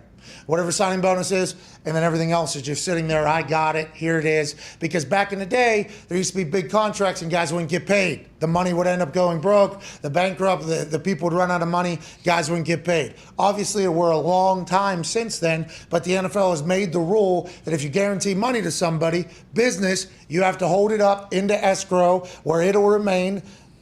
I mean, they're probably investing that and getting interest off of it. They're getting a lot of money off that. Yeah, they're still investing it and interesting it, whatever. You can't say they're doing it, and obviously we never accuse them of doing something. Somebody's illegal. making interest off of it. Yeah, somebody's investing that money somewhere because it has to be held somewhere, so there is money coming back at some point to somebody. Oh, yeah. But we're not going to accuse anybody of doing that on purpose or potentially anything like that. But that money has to go and hang out. for when the player is to get it because that is what the deal states. So there's going to be some owners that can't keep up with other owners for signing guaranteed deals, and you'd have to think that the Bisciottys or whatever just maybe don't have the money. Yeah. Is that what it is? Is that why they don't want to pay them? Or are they saying, in this league, we don't do what Haslam did? Are they like taking a moral Taking a stand for the rest of the league? Is that what they're doing? Yeah, I don't know. And they can do that. They got Lamar for 3 years then with 2 franchise tags, about 111, 120, whatever number is accurate with the 2 franchise tags, and this year on his contract. And then he's going to be gone. I mean, that's how it's going to go. So if you're living for 3 years from now, for the next 3 years, awesome. We can't wait to watch a brand of football where you're just loading it up. But also, at some point, you're going to have to pay, I think, because that's how the game is going and that's how the game is, especially for a guy that already won a fucking MVP. Yeah, and the thought of like, hey, yeah, we're not going to give you what Deshaun is, but like, you got to give him more, at least a little more than what Russell and Kyler just got, and they didn't even come close. They were $30 million below that. Allegedly, we don't know the report. Allegedly, yeah. Chris The Morton reports said have been initially $130 million. Then Diana Rossini came out and said that she asked if it was 160 to 170. Whatever the case, it would have been in the ballpark of what Kyler got, I think, in Russ's ballpark, 165. but still $70 million less than what Deshaun Watson in the division accomplished less than me already got. And then they're going to tell him, oh, you're representing yourself or whatever. It's like, well, yeah, he's representing himself. He's like, what the fuck? I know. This is what the comps are literally in our neighborhood, cuz. Yeah. In our neighborhood, in the division,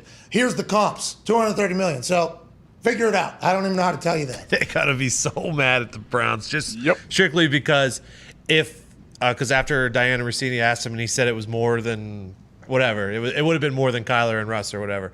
Everyone would have said, great deal. Top of the market, got a great deal, whatever. But now that the Browns did what they did, it fucked it all up. It's a competitive advantage, though. For the Browns? Yes. Well, of course, but yeah, if you're not the owner, if you don't have to have the money. No, that's what I'm saying. It's a competitive advantage when you have an owner that'll spend the money and has the money. Because now they're playing head games with the Ravens now. Yeah. Sure. In the division, the Browns ownership was able to, because they have $230 million just fucking sitting around. They have the ability to do that, plus all the other expenses and guaranteed money to everybody else that you have to have. So the amount of fluid cash that Haslam has, they were able to pay that to get their guy that they think is going to be their guy on the field for the next 10 years. And also they were able to cast doubt around the rest of the AFC North. Joey Burrow, they just built an indoor practice facility. Yeah. Haslam's like, they can't keep up. They're not going to be able to keep him around. I can price teams out of being competitive almost, which is something that some of these rich owners should be thinking. Like Robson Walton should be like, oh, we can fucking cash some teams right out of this whole thing if we really wanted to. I could be biased here, and that would be awesome if that's how Jimmy Haslam was thinking, but a lot of it I thought was reports that they had to do that and had to give him that guarantee just to come to Cleveland. Whatever the case. Now, there is the thought, though, with the franchise tag, like a lot of people think that they will restructure Deshaun's deal next year to kind of finagle some more cap space and whatnot. But they don't have to until a franchise tag is presented to Lamar, in which case Lamar and the Ravens are still going to have that higher number. Then the Browns can rework the deal afterwards to kind of put the screws to the Ravens. Because the franchise tag is top 5 salaries average at the position you're at. So they'll let Deshaun's salary for next season sit, which is 40-something? 46. Mm-hmm. $46 million. Let it sit so it can build up the average of the top 5. And then as soon as Lamar signs a franchise tag, all right, let's go drop that thing down. Yeah. That would be hilarious if they were doing that deep of thinking and trying to sabotage another squad. That would be fucking awesome. Jimmy Haslam's a scumbag. I wouldn't, look past him. Man, he probably is doing that. Genius, though. We do need to make a correction if we're going to talk about the Browns. Brownie the Elf's been around since 1942. Okay. Okay, so just like I had said and AJ had said, that thing is awesome. All you marks and stooges who had no idea about how great Brownie the Elf was made our entire show look stupid to the entire city of Cleveland. I'm talking to you, Toxic Table. If you remember, I said, hey, this guy is a hardworking son of a bitch. Elves, Santa rides them hard like crazy. They are a blue-collared, mean, gritty bunch. Oh, he was in Cleveland in the 40s? That's weird. Sam? The rest of all the good people were over fucking across the seas fighting a war. Goddamn right. Where's the elf then? Huh? Where the fuck was Brownie when we were storming the beaches? That's what I want to know. Okay, Brownie? Son of a bitch. He's working the factories, building ammo. I don't care if that thing's been around since 1846. It fucking stinks. Well, that is a man who's from Pittsburgh. We must remind everybody that is the case. I did not expect an elf to be the representative of Cleveland. I think that is Yeah. our biggest thing. They didn't take a vote, did they? Yeah, this was fan voted, they said. So the fans Shocker. are even marks. Really? Yeah. Do they still have the dog pond? Why isn't there a dog? Exactly. Where's the elf pond? Go get Uga like Georgia did. That would be awesome. Who cares about PETA won't let them. What do you mean? What's Why? that? Probably can't. Can you have live animals there? I saw PETA putting flowers on steaks in a grocery store today. That was hilarious. What? Like They- memorializing the cow that died? Yeah. Oh, that's nice of So them. you get a steak and a flower? Not bad. Carnation for your significant other. A fucking nice juicy steak for dinner. Thank you, PETA. Yeah, Thank you, PETA. Thank you. It's very nice. Look at that. Looking out for everybody. What's that other group that's really annoying and protests everything? Greenpeace? Browns? Talking Westboro Baptist. That's who I'm talking about. That is who I'm talking about. That Dave Grohl and them go and troll them and play concerts in front of, on a wagon in front of them protesting. They made a full living out of that. It's all they are mad all the time. At everything. Yeah. The people that are in the protest community, I got respect for it because they're pissed for a living. You know what I mean? Like Yeah. they're When are pissed. they? When are your brief moments of happiness? I guess. I appreciate the fact that they're trying to change the world in their life. Like they think they're important enough to change the world, and that they're right and everybody's wrong. So they're out there telling everybody about it. I don't have the stamina. I don't think. No. I don't think I have the stamina. You know, it's great. Some of those. They're holding these signs, and we saw a protest down here in Indianapolis a couple years ago. I forget what it was for. It was something. I forget exactly what it was. Oh, I don't remember. Protesters are a bunch of marks. Whatever. Jeez. A lot of them. But they literally were holding a thing, and they were like telling the cops because it got to a standstill, and there was like 30 of them in the middle of a street, and they were holding a thing, and they had their own photographer and social media person and everything like that. And I was like, oh, this is kind of sweet. By the way, once again, I'm a real big, all right, guy. You know, like I'll go check it out and see what's happening.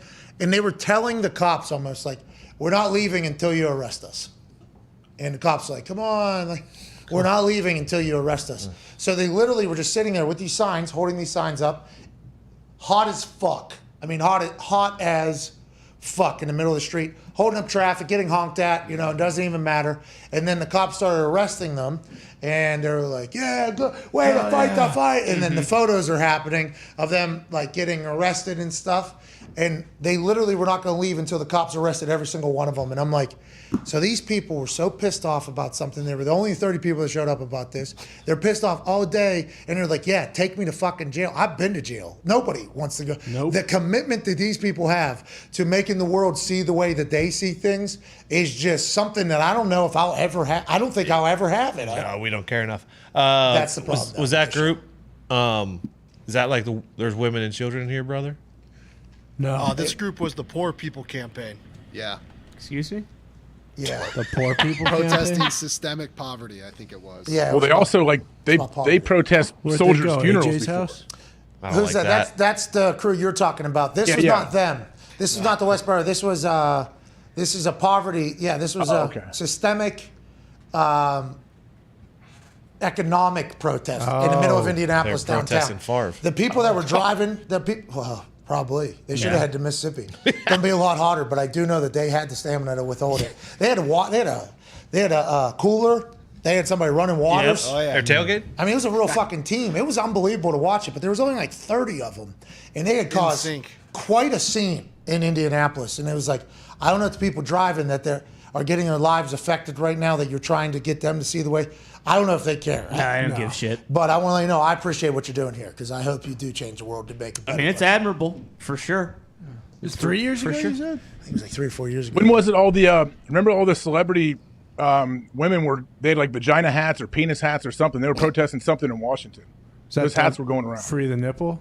Because they were doing that for a while.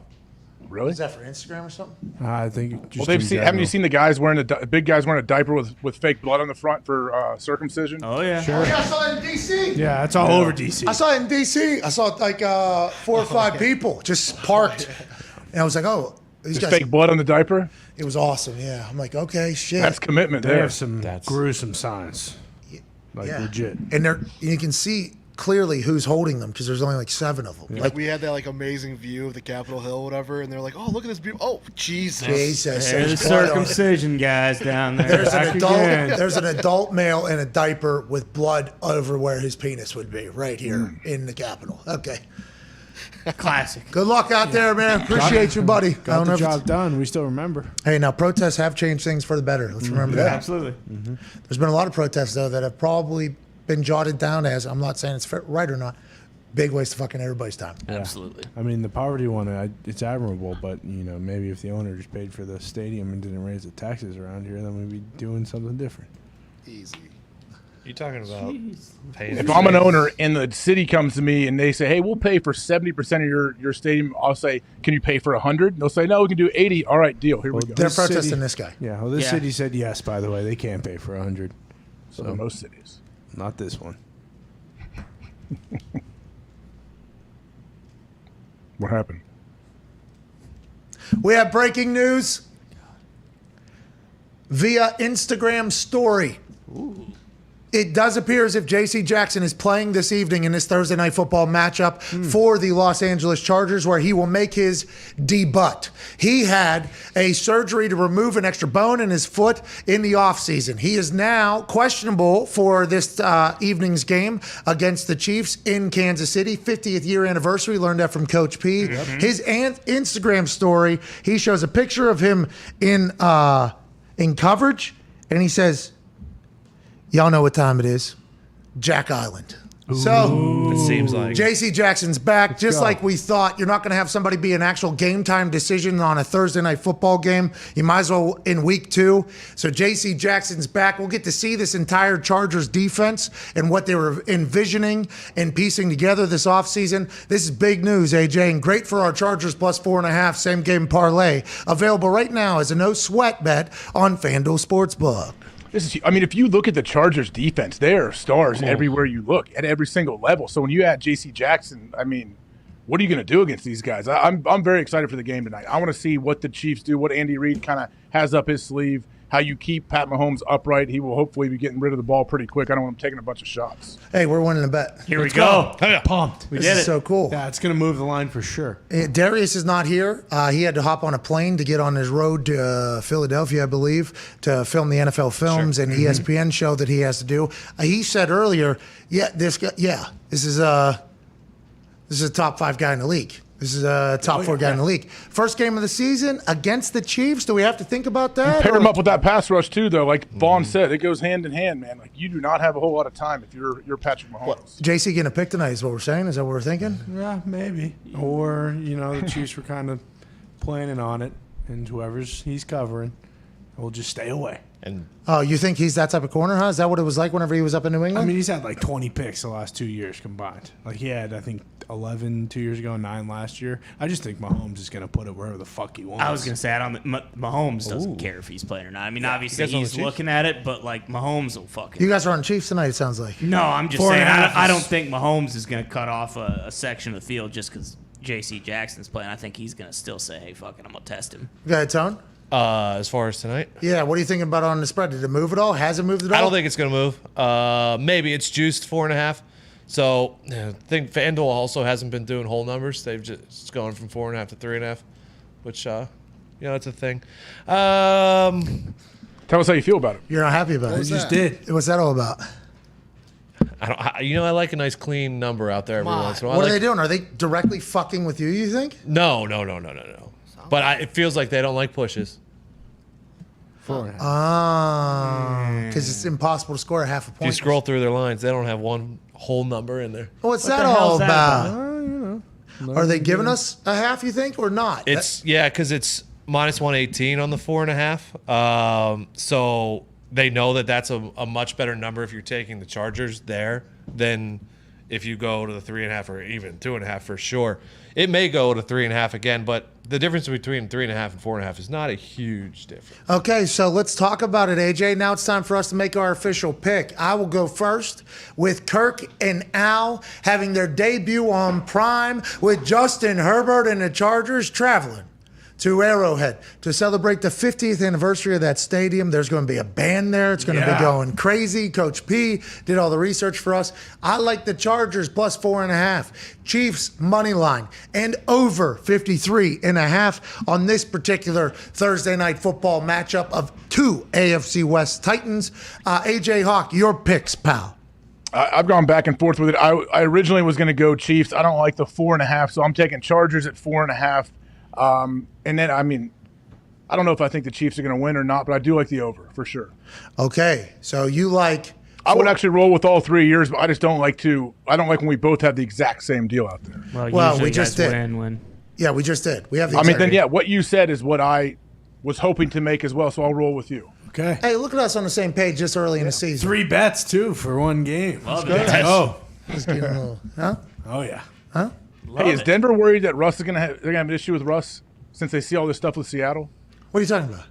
I know it's a weird pivot, but I've just been thinking that for a while. Too late for that. You been thinking about this all day, or what? What do you think? No, just it popped in my head again. But like, if I'm Denver and I see all this stuff happen, I'm like, man, okay, do we need to really pay attention to make sure this doesn't happen here? Well, you got to remember, though, we're in an era now where guys don't work somewhere. A lot of coaches are like, oh, they'll work here, though. Remember? Back in the day, if you're a distraction or something bad happens, it was like, God, keep them away from every NFL team. Now it's like, oh, there's a problem over there? We'll be able to figure it out. I assume that's how Hackett feels, and he's got enough shit on his plate. I don't think he's worried about fuck with him, right? Nah, yeah, I guess you wouldn't. Russ can play on the field. That's all that matters. He can make plays. Does Russ have his own office, too, over there? there is rumors that he Reports? does, yeah. Own weight room too, I think, and showers and training center. Richard Sherman said on his podcast for the Volume Sports Network, he said, Peyton said timeout 62 times on Monday Night Football on the Manning cast. Richard Sherman pointed out something. He said that's because Peyton could have called that. Peyton had the power to do that. Russell doesn't have the power to call timeout. So is that something that is being discussed enough? Like when Peyton went to Denver, they gave him the keys literally to the building, to the offense, to the city, to everything. They won a Super Bowl. Is it a similar type of relationship with Russ? Is that what Russ wants? Is Russ happy? If Russ isn't happy, does it become a problem? They just paid him again. They get the richest owner. Like, I guess it is worthy of a conversation, but for me, it's just like kumbaya over there, right? He's still rolling around Rolls Royces and good man brand right now. Yeah, like, I don't think Denver's going to regret it because maybe with Seattle, he came in as a rookie, had a very older coach, and then developed into somebody who wanted a lot of control. Whereas in Denver, it's more so like, hey, I got a young head coach. I'm an established vet. They gave me all this money. Like, I don't think they have a problem with him doing that because that was kind of the plan, right? I think so, right? So, they already knew about Team 3 and everything, yeah. Yeah, that's what I mean. Like, there's nothing is changing for Denver, whereas for Russell, it changed while he was in Seattle. This is like when Tom Brady and TB12 were kicked out of the Patriots facility, and then Tampa's like, we'll build a. Exactly. He needs Nice a little annex. Yeah, you got it. I wonder if Team 3's got their own little subsection of the facility. I would imagine they do. One Peloton in the middle of that. Yep. Yeah. Gas mask from the sky. We're already at Mile High. Let's go higher. Let's take this thing higher. Let's go Everest. That's what the doctor of cardio is doing for Team 3. Yeah, let's take this thing up to Everest tonight. Doctor of cardio. What? PhD. What? I wonder how the whole team came together. When was Russ drafted? 3rd round? Yeah. Yep. Yeah. Like when did the team start to come together, and how many until it was complete? We're like, you know what? Here we go. He's sitting there and he's like 14 people. He's like, this is it. This is our team. Well, and they're always looking to get better. You're right. Because that's what you're doing. You're either getting better or you're getting worse. There's no staying the same. So if he wakes up and he sees a doctor of cardio, and that doctor of cardio had figured out how to do the Peloton better than the people that are on the TV of the Peloton, fucking bring that person on Team 3. Need him. Best of the best. You see Russ getting run pass call from the whole sideline? You see that clip? What happened? Russ is making the whole team. Make sure you guys yell run pass to them, to our defense when they're out there, when he was in Denver. Love that. I like From that. Seattle, at Seattle game, yeah. I didn't grow up in the football culture. I guess that is just synonymous with the football culture there. We're putting our fours up and we're saying ball when it's in the air and that whole thing. I do like the teammates that I had that obviously were taught that this is definitely how you do it, because there'll always be like 4 or 5 guys yelling and other people like, oh shit, we're doing it in the NFL still. It was interesting. Could you hear that on the field, I wonder? Could you? Some stadiums? During COVID. Oh, yeah. They should teach the crowd to fucking yell pass the ball. Oh, yeah. Yeah, you can trust them. When the ball's in the air. Hit him with a draw. Okay. Yeah, the whole crowd. Bullshit! Oh, no. What do you guys? It's like when the crowd like chants for a challenge. Challenge it. Challenge it. And then it's wrong and there's never a. Fuck, why'd you challenge that? Yeah. If there's a fumble, does the crowd yell ball? Oh, yeah. Does most of the crowd yell ball? Have to. Huh? Have to. I don't know. What do you say? Ball. Crowd used to tell me if it was a shank or not. Okay. Because, you'd hear a. That is a terrible sound after you punt a ball. You know what I mean? Well, and if the For game's kicking, too. muted, Yeah, they know. Yeah, and then if They you would hit- tell us that was part. I was our discipline at Ohio State when we were rushing the field goal or an extra point. If you watched our tape, like we're not allowed to turn around and look at the ball. Like they said, the crowd will tell you if it goes in or not, guys. So like we don't ever. And I at first I'm like, I don't know. And then I found myself doing it in the league and explained it to a couple other coaches. I'm like, I'm not looking. I'm just telling you right now. The crowd will tell me. The best part about that is the guys that do look, and then offensive lineman just gets a. They TJ Langya. Have you ever seen that clip of TJ? Dude jumps and he just annihilates this kid. Oh, is that ball going in? I don't know. Bang. Sorry about it. And we're gonna chip you too, right here, right in the ribs. Bam. That's what we're gonna do. That didn't happen to the Panthers players, but there were a few Panthers players who, turned around to watch Cade York's kick, and they were still celebrating in the beginning, and then it slowly turned back in, and then How about him right just to the hitting a head. fucking draw on Yeah. that thing? How about him just turning that over? Beauty. The McPherson one was the best though. So it's a 27-yard chip shot, everyone's standing behind, and then he misses it, and you see everyone in the crowd. It's 29. Please. So bummed. It was 29, yeah. 29 yards. It wasn't his fault. We know that. 6 extra feet. Yeah. Well, McPherson is saying I got to make that kick, I'd assume, because how competitive he is and how little he's missed that. But he was pretty much set up to be fucked there. Yep. He'll bounce back. He's Money Mac. He'll be fine. Plus, they have the Cowboys, so they fucking stink. You talk about Cooper Cush? Yeah.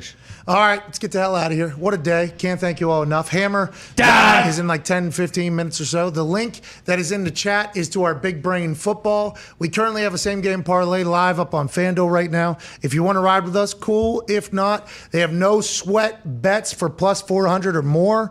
I'm not sure if these numbers are moving, I guess. Yeah, they will continue to, especially as people place this parlay bet. Yeah, they were moving because we promoted it all and then we looked at the sports. Still the same now. Okay, so this is back to the beginning. There we It had go. moved, and now it's all the way back. But we are primed to hit this week. And this is plus 1,350, plus over plus 1,000 at least, no matter where you're at. 4 legs seem attainable. Patrick Mahomes and Justin Herbert are going to want to make every play. They're going to want to extend plays. They're going to be able to be on the move with how good the defenses are. Let's assume they pick both those up in 2 plays. 1 play for Patty, 1 play for Herbert. We got 2 check boxes on our parlay. Travis Kelce's going to score a touchdown, even if Derwin James is incredible, which he definitely is. Patrick Mahomes, Travis Kelce, when they need it, they're going to find each other. He's going to hit pay dirt. And we just assume this is the one that I'm worried about. Chargers are going to cover 4.5, even though Chiefs might win. Yeah, and if you do want to no sweat with us on this same game parlay, make sure you opt in because you don't get your free bets back No if you don't sweat. opt in. Okay, Opt in. And we don't. And that's not our fault. Yeah, it's not. We don't want to. Also, you should definitely opt in. Not going to matter tonight, though, because we're hitting that. So you don't really have to worry about losing. It's a lock. True. Tie. You know what I mean? That's what I'm talking about. Hell yeah. How about Chuck Pagano early goes, Derwin, what's this? And Connor goes, how'd he get in here? He's not in here, Coach. It's the Chiefs locker. I laughed so hard, dude. I heard you saying a couple things, too. I could hear what you probably like in team meetings through that little moment we had there. Well, I just like how Chuck. Love the energy, guys. Got so mad. Shut your mouth. I mean, I'm in that thing, I sat row 2, left center, probably like L2, L3, looking out from stage left, I guess would be what that's called. Me and Vinny right next to each other. Stage 2, you know what I mean? Kind of second row up. And then the D line's in the back, the offensive line's in the back. Then you got the guys in the middle that are just like probably bottom of roster, just trying to, figure it out there. If you can win over that whole room, man, you are in a good spot. But it is, he says one wrong name or gets caught up in something in the middle that's whoa, whoa, whoa, whoa, whoa. What? A lot of that type of shit. Good energy in there, man. I loved it. I loved everything about it. That was great. I mean, I think it's cool how he explained, like, remember when he was saying Kelce, if Kelce's lined up in here, like in the red zone, if he's like in a wing or whatever, you better be alert for whatever's going on. He went through his little motion and what he does. That's something that, like, during the game and throughout the week in practice, you'll have guys on if you're on the offense there and you're watching your defense practice, but hey, they'll start yelling if they see Kelsey in the red zone period in any of those locations. So it actually it has carryover to the whole team. I enjoyed him talking about the Arizona Cardinals running hurry up on third or fourth downs or whatever. And they'll run their exotics. If we can pick it up on the hurry up, we got a lot of plays we can make basically if you're the Chargers team, and they might do that. But damn, we were in for a good one tonight. I can't wait to watch. We'll be back tomorrow with a Feel Good Friday. I think I'm going to be. I got a text. So this is what people do know. Do you want to be surprised or do you want to know? And I'm like, oh, interesting. What's it about? I'm like, well, it's about the show. I'm like, our show, game day show. They're like, your show. I'm like, oh, do they get the show? Do I let them run with the surprise? Always surprise guy. I'm always a surprise guy. We'll figure it out. But what at week 2, what if surprise doesn't go well? Well, then going forward, hey, no more surprises with this shit. And then if it's good, though, then if they have surprises that going forward, if they say there's a surprise, it's going to be a good surprise. This is real early to put this type of trust in a relationship. Yeah, but might as well, get it done now. Depends on who it is, too. You hope it's not week 17. Good people. I respect the people. Then get surprised. Yeah, they get one chance. All right, big surprise coming tomorrow. All right, here we go. I don't know what it is. We'll find out. Find out tomorrow. I'm going to be surprised. They gave me the old, do you want to be surprised or act surprised? And I'm like, well, I don't act surprised because I have a bad poker face. Mm-hmm. Well, we thought that was going to go a lot different. It's probably my, as opposed to, I can't believe that happened. Yeah. Like, for instance, we had a rabbit come in and do a magic trick. You remember that? That's right. And I was genuinely surprised, but me being an asshole, I couldn't help but just look through the eyeball of, and I saw the person wearing the rabbit there. I'm like, why are you doing this with your life? Why is this? And I kind of fucked up the whole magic trick, but I enjoyed that genuine moment of being surprised. Who else? You guys brought in another fucking here. We had a clown. Clown came in. Oh, yeah. Genuinely surprised. I enjoyed it. Me being an asshole, though, through the whole thing, not really letting the clown do the clown thing, was rude of me, but I enjoyed it. Like, I thought it was also really good stuff, So, I thoroughly enjoy being surprised because immediately upon something happening that I don't know, I try to dissect everything that's going on as soon as possible, and I think it can make for pretty good entertainment. Yeah, absolutely. Big surprise coming tomorrow. Okay. Hell yeah. All right. Hammer Dahn's in about 10, 15 minutes. If you could be a friend, tell a friend about Big Brain Football. The link at YouTube is the only place we can run the full segment in its entirety. That is due to a contract that the NFL has with people that aren't us on different platforms. So it's really interesting threading a needle here on what we're allowed to do, what we're not allowed to do, on which platform. The Big Brain Football will live on YouTube in its entirety.